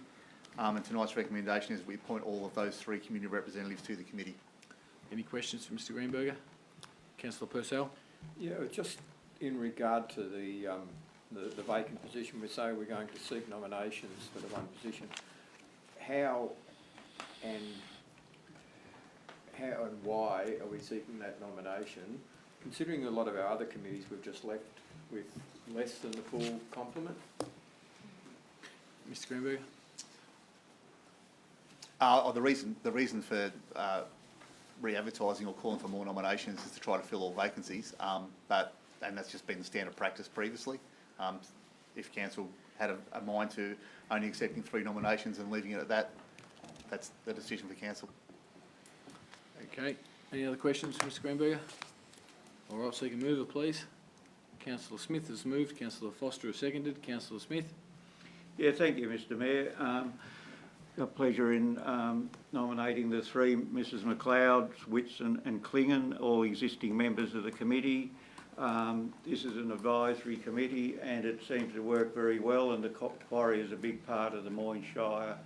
It contributes quite a lot to our budget and it's a great asset in the Mortlake and northern part of the Shire, providing material. It's managed very well and it's progressing well into the future, and it provides us a good supply of road making and material for farms and other businesses. So I've just got pleasure in nominating those 3 members to the committee. Thanks, Councillor Smith. Councillor Foster? Thank you, Mayor. Just to reiterate, I think it's an important organisation, business for our Shire, and I congratulate any community member who puts their hand up and volunteers to be part of these advisory committees. So they have an important job. Thanks, Councillor Foster. Other councillors speak to the motion? Any need to summarise? Councillor Smith? Nothing further to add. Okay, Thanks, Mr councillors, all Mayor. those in favour of item 12? Motion's carried 7-0. Item 13, Port of Port Fairy Delegated Committee, Port Board appointment of community representatives. Mr Greenberger. Yeah, thanks again, Mayor. Similar to the last report, so since the election of the new council, we've called for nominations for all committees, including the Port Board. In this instance, there's 6 vacancies available, and we've actually had 9 nominations. So tonight's recommendation is that council select 6 of the 9 to be appointed to the board. Happy to take questions, Mayor. Any questions, Mr Greenberger? Okay, seek a mover, please. Councillor Lockett has moved, Councillor Gleeson has seconded. Councillor Lockett? Thank you, Mayor. Would you like me to read out the 6 suggested? Yes, please. Gary Stewart, John Sproul, Daniel Hoey, Peter O'Keefe, Rex Grady, and Russell Allardyce. Allardyce. Yep. Happy with them, seconder? Yes. Yep, okay. Thank you. Speak to the motion, please. Thank you, Councillor Mayor. Lockett? The Port Board plays an extremely important role within the Shire and within the council, and it was a tricky one, but really wanting to have a real diverse cross-section of user groups on the board, and wish to thank some existing Port board members who would no longer be on. We've really want to have a cross-section across the user groups, and there's an enormous amount of work that has been done on the Port Board, but there's also a current master plan underway which we'll be looking to implement. So really looking forward to getting involved with that process as well. Thank you, Mr Mayor. Thanks, Councillor Lockett. Councillor Gleeson? Thanks, Mr Mayor. A very, very significant committee within the town of Port Fairy, and very important that all user groups are represented, and I think that the nominations received from Councillor Lockett represent the Angling Club, the Yacht Club, the fishing people, both commercial and social, the wharf, the Marine Rescue, and a community representative. So very diverse, and hopefully that represents all parties. And I thank 9 people for a start for putting their hand up, which is terrific. Thanks, Councillor Gleeson. Other councillors? Yeah, Councillor thank you, Dugas? Mr Mayor. I'd like to congratulate everybody that nominated, and may I suggest that these people that have been successful will get a letter from the council? Mr Greenberger? They have been successful. Yes, Mayor. All nominators will be advised of the outcome of council's decision. Yep. With that letter, could we send them a copy of the Port Master Plan so they can get it? Yes. Familiarise themselves with it before the next meeting? Yep. Is that which will be first thing tomorrow? Take that on board, Mr Greenberger? Happy to, Mr Mayor. Thanks. Anything further? No, that's it. Thank Any you. other councillors speak to the motion? Councillor Lockett to summarise, sorry. Councillor Purcell? I was just going to say that we really should just congratulate the ones who missed out as well. It wasn't an easy decision. And I'm sure that putting their hand up for some of these committees, they really need to be congratulated for doing that. And as I said, there was no reflection on their ability, but just there was a limit on numbers, and that was certainly a really strong field. Thanks, Councillor Purcell. Councillor Lockett to summarise. Thank you, Mayor. Agree with the councillor's comments. It was a very cross-section, and we're very happy with the applicants. We'd also really like to thank all the applicants again. Thank you, Miss. Thank you, Mayor. Okay, councillors, voting on item 11, 13, all those in favour? Motion's carried 7-0. Item 14, Port Fairy Historic Lifeboat Advisory Committee, appointment of community representatives. Mr Greenberger. Yeah, thanks again, Mayor. So similar again to the last reports, we've advertised for committee representatives for this committee. The terms of reference specify that we need to appoint one Port Fairy National Trust representative, one representative from the local historical society, and 4 community representatives. We've actually received one for each of those positions, with some new representatives and some former representatives, so it's a good cross-section. And tonight's recommendation is that we appoint all 6 representatives from the attached nominations to that committee. Thanks, Mr Greenberger. Any questions? So you can move it, please. Councillor Lockett has moved, seconded by Councillor Purcell. Councillor Lockett. Thank you, Mayor. It gives me great privilege to move this motion, particularly as I'm a fan of singing sea shanties and I'm also the nominated councillor to join this committee. So let's see if we can sing in harmony together in the committee, hopefully. Thank you, Mayor. Thanks, Councillor Lockett. Councillor Purcell. Just to also add to that, these committees are working on behalf of the council. They put in their time voluntarily. They need to be recognised and congratulated on the effort that they do put in, and this and many of the others, their volunteer effort is well recognised and appreciated by the council. Okay, councillors, any others wishing to speak? No need to summarise. Councillor Lockett. Thank you, Mayor. I agree with Councillor Purcell's comments. I really appreciate all the people who have volunteered their time and effort, and Energy. It's greatly appreciated. Thank you, Mayor. Thanks, Councillor Lockett. Okay, councillors, item 14, all those in favour? Motion's carried 7-0. Item 15, stock underpass funding for Mr Greenberger again, please. Yeah, thanks, Mayor. We've received a application for stock underpass funding. The application's in accordance with council policy. There wasn't funds carried forward from last financial year for this particular fund, owing to the fact that we didn't think we'd receive any applications without VFF funding support. But we have this application, so tonight's recommendation is that we approve a budget variation of $10,000 for the application, subject to other private and government funding being secured. Any questions for Mr Greenberger? Seek a mover, please. Councillor Dugas has moved. Councillor Smith has seconded. Councillor Dugas. Thank you, Mr Mayor. Yeah, straightforward application, a great little policy that the Shire has. $10,000 isn't to be sneezed at, and sometimes it might make the difference between underpass or not. We all know the value of an underpass on a road, so great outcome for everyone. Thanks, Councillor Dugas. Councillor Smith. Yeah, thank you, Mr Mayor. This has been council policy in the last to assist in road underpasses.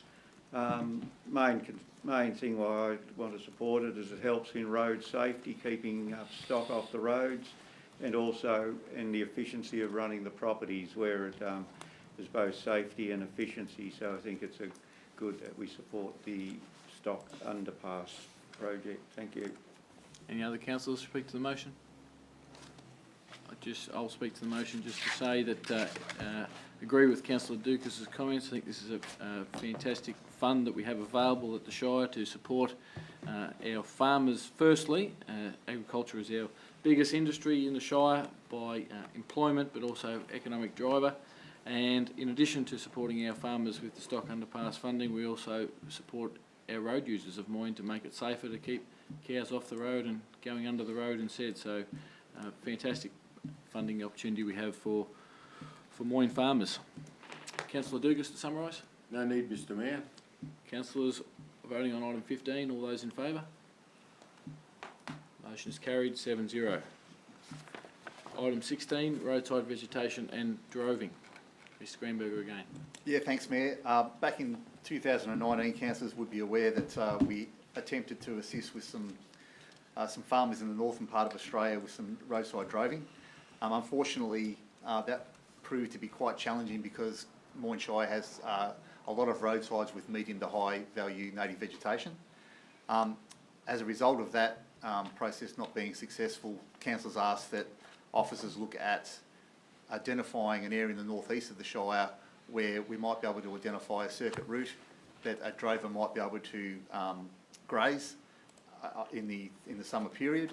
That assessment has taken place, and it's actually shown that the value of the native vegetation has actually grown in those areas, and there's very few opportunities to provide roadside grazing, and virtually impossible to provide a circuit route for a drover to drove an area anywhere within the Shire.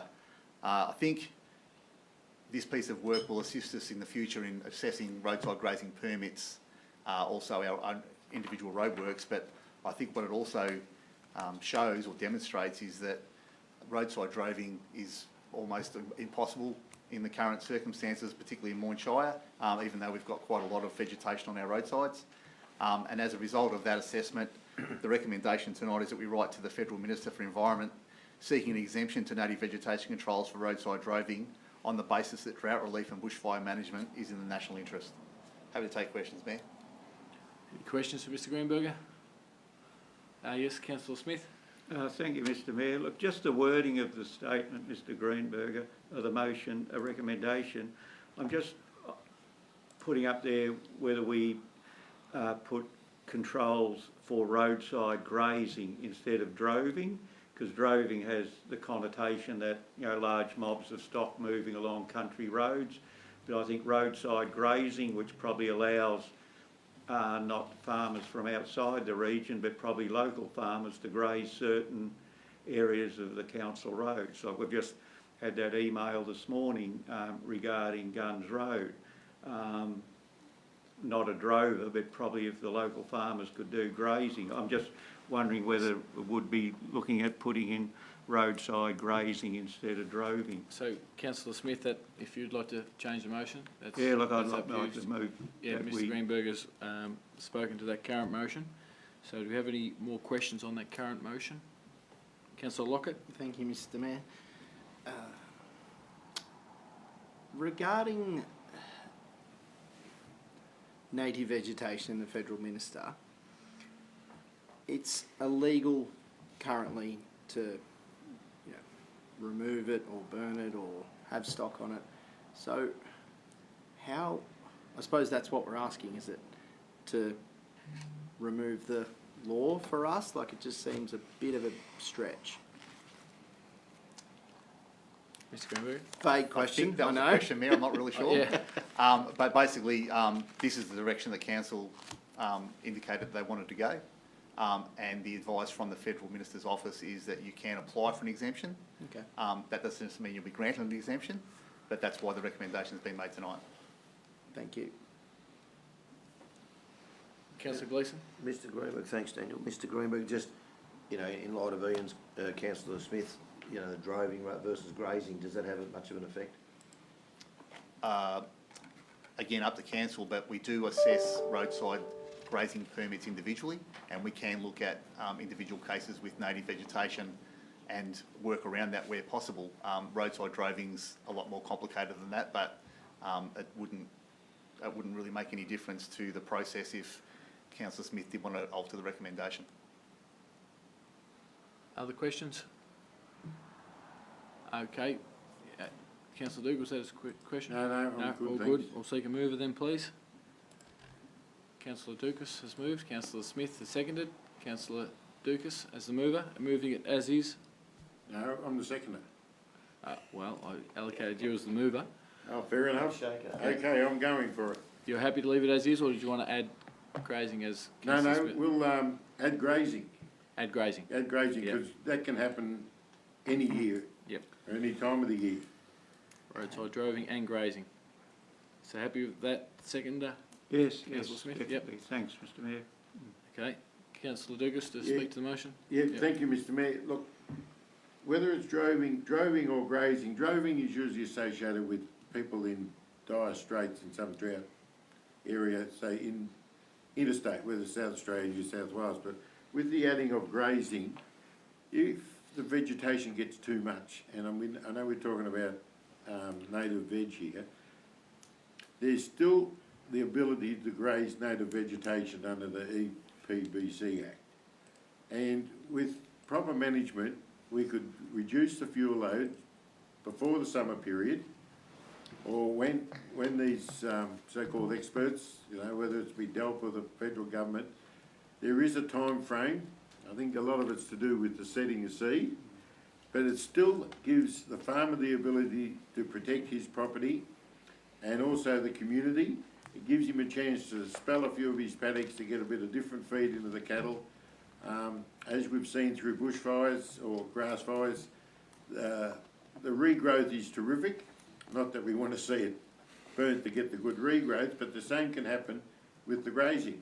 Droving leaves us the option for anybody that needs to come down here for a month or 6 weeks to, you know, get his cattle out of the drought areas and probably get them up to a good store condition to be able to sell them.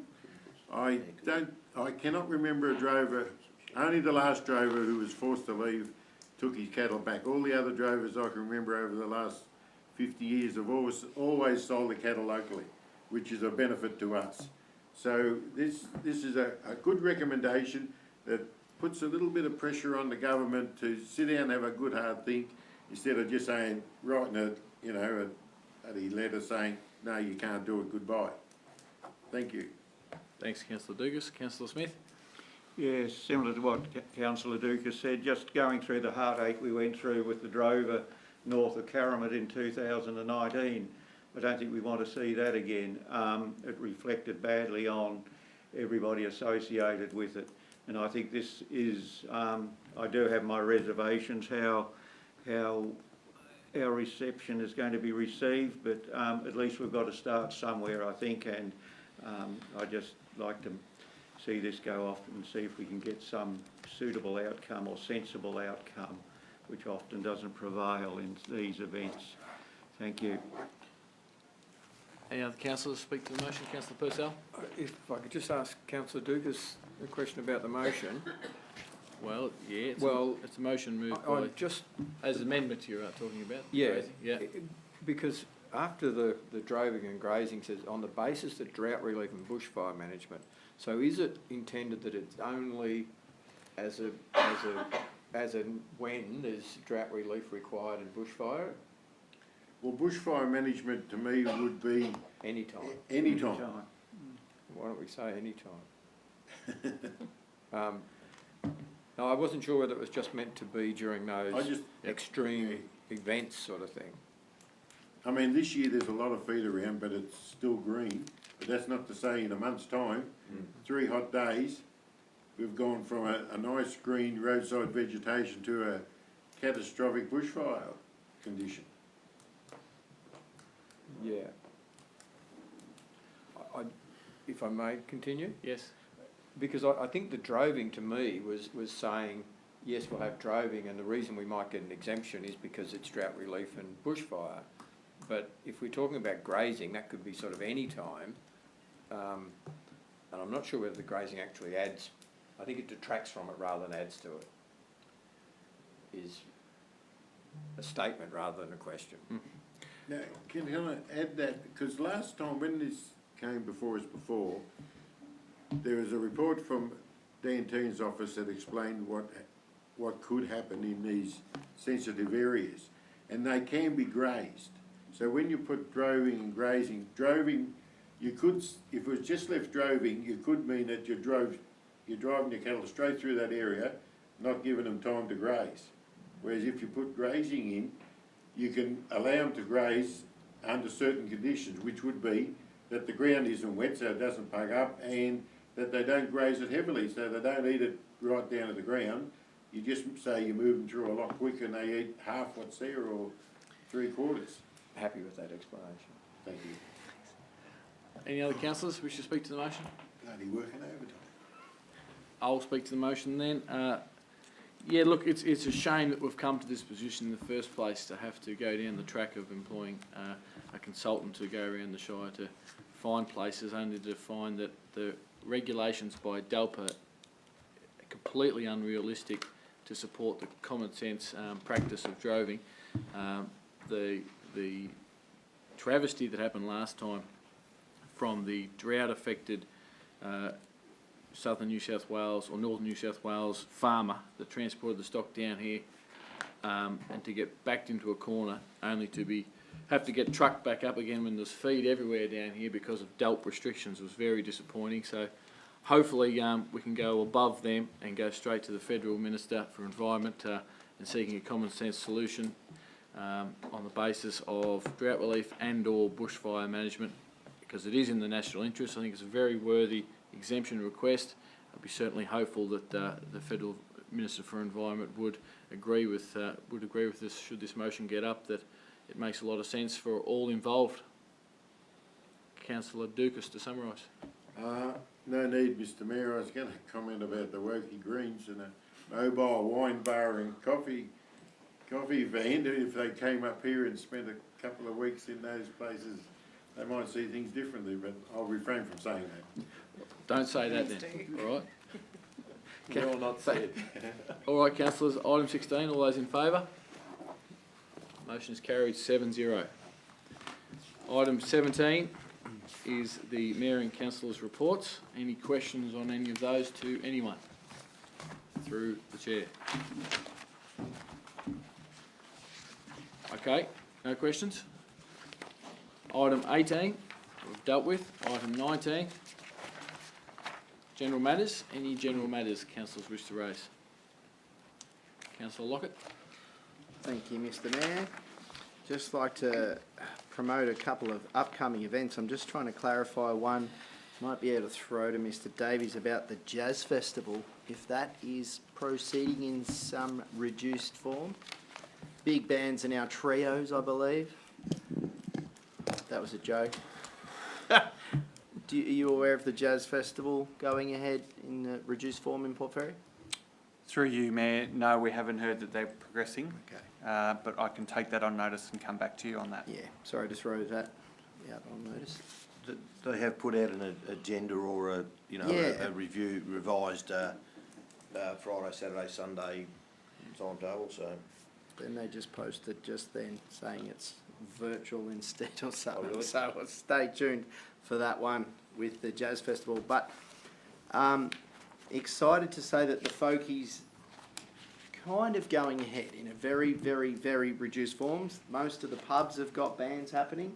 A lot of the people are still coming. The bookings are still up.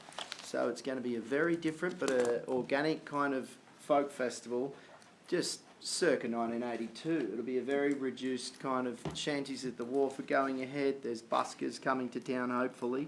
The Reardon Theatre, the folk are actually putting on acts Friday, Saturday, Sunday, Monday. So pretty exciting. Obviously, COVID restrictions will be in place and social distancing and all those things, but good to see there's still some events rolling ahead. And congratulations to Shirl and the organisers of the Koroit truck rally from Melbourne to Koroit, and then they drove through the town of Koroit, and there was every truck under the sun, I think. It would have been difficult to be stuck behind them on the road, but it was fantastic to see. Thank you, Mayor. Thanks, Councillor Lockett. Any other general matters? Councillor Gleeson? Just two little things. Just wondering, in light of the Folk Festival, what we're doing as a council to support them. It's a year like no other, and have they asked us for help, or is it, is there anything we can do to support them? Yep. So, Mr Miller? Perhaps through you, Mayor. Good question, and we could probably give you a fairly long answer, but there's good support coming through Mr Davis's team and ongoing discussion with the chair, etc., the Folk Festival Committee. So, yeah, good backup for them. So the event's 5 weeks away. I just haven't heard anything. But just another one, and I'm not sure whether it's appropriate, but great supporter of the town, and Michael Steele, his father died and was buried today, which I would love to have been at. I just think that on behalf of the council, it'd be appropriate to send Michael and Cheryl a card, because they have been significant, supporters of the town, so thank you. Thanks, Councillor Gleeson. Any other councillors speak to, with general matters, sorry? Yeah, I've got Yes, a few Councillor things, Dugas. Mr. Mayor. I can't remember, I reckon around 2 months ago, we got an email headed 90 tents. Does anybody remember that? 90 tents. Something about setting up all these tents. I'll have to dig it out, but I haven't heard anything since. Now there's some sort of party out at Wangoo, is that correct? It was in the press? Through you, Mayor, you're referring to Goompest? That's it? Yes. Yes. Councillor Dugas, did you go? It's all a go? You're going? I will now. I wasn't sure whether it was still on or not. I'm afraid they're sold out, Councillor Dukas, so you might have missed the boat. That's all right. I've got friends in Wangoo. I'll go to the back, get over the back fence, we'll be right. And the other one was, on a more serious note, if Mr. Greenberger could give us an update on dramas of King Street in Koroit. Yeah, through you, Mayor. The King Street development's proceeding quite well, but as a result of those works, we've had some issues with the road condition in King Street. That's probably been exacerbated by the fact that a lot of the traffic prior to Christmas was diverting around from Commercial Road because of the works happening in Commercial Road. Council officers are in regular conversations with the developer. There's works that had started to occur last week. Unfortunately, a rain event impacted on those works, but we continuing to liaise with those contractor representatives and are committed to making sure that road is maintained in a safe condition until the development is completed. Thank you, Mr. Greenberger. Any other items for general matters? Could I follow up on that, please? Mr. Greenberger, Councillor Dugas, a follow-up considering there's question. so much traffic and Wannon Water is so hard to get, Wannon and Vic roads together, are we in a position to assist Mr. Roger in the repair of King Street, considering it carries that extra traffic? The normal process would be that the developer takes responsibility for that. If they wanted to recruit council staff and council equipment to undertake those works, they could do, but that would come at a cost to the developer. Right, so just because there's extra traffic because of the works in Commercial Road, we're not Councillor in- Dugas, sorry, can I suggest we have a chat about that at the workshop and bring that up for discussion there with Oh, well, it's everyone? really come to a head. The neighbours or the residents are really, I mean, they are angry. Understand, and I think Trevor, Mr. Greenberg's answered a couple of questions, so might be a discussion for council at the workshop, if that's all right, All Councillor right, Dugas. well, I'm sure Mr. Greenberg will take it on notice. Yep. Any other items for general matters? Okay, moving on to item 20, urgent business. Being none, we'll move on to item 21, CEO meeting schedule. Any questions for the CEO from that page?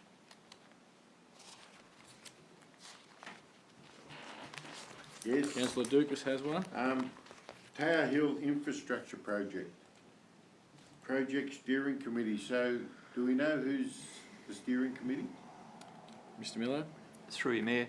So, Councillor Lucas, Mr. Greenberger and myself attended that. So, involves senior staff from RDV, Parks Victoria, etc., Vic Roads, because it obviously has has the interface with the highway, it's got local road interface, it's parks, land, etc. So it's a pretty complex one just to get our head around how that $11 million grant will be effectively spent. So our role in it is, I guess, as impact on local roads, but helping that group, also work out who to talk to most effectively locally as well.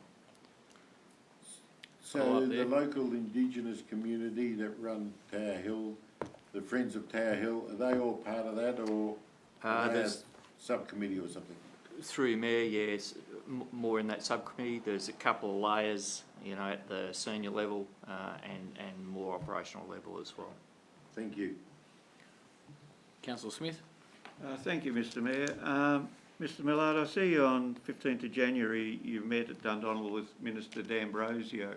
I'm just wondering, did you have the opportunity to express any of the concerns Moyne's facing over wind farm developments with her?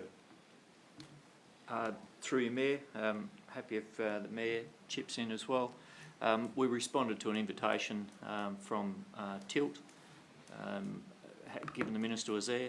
We also took the opportunity to invite the Minister to meet with the Council as well.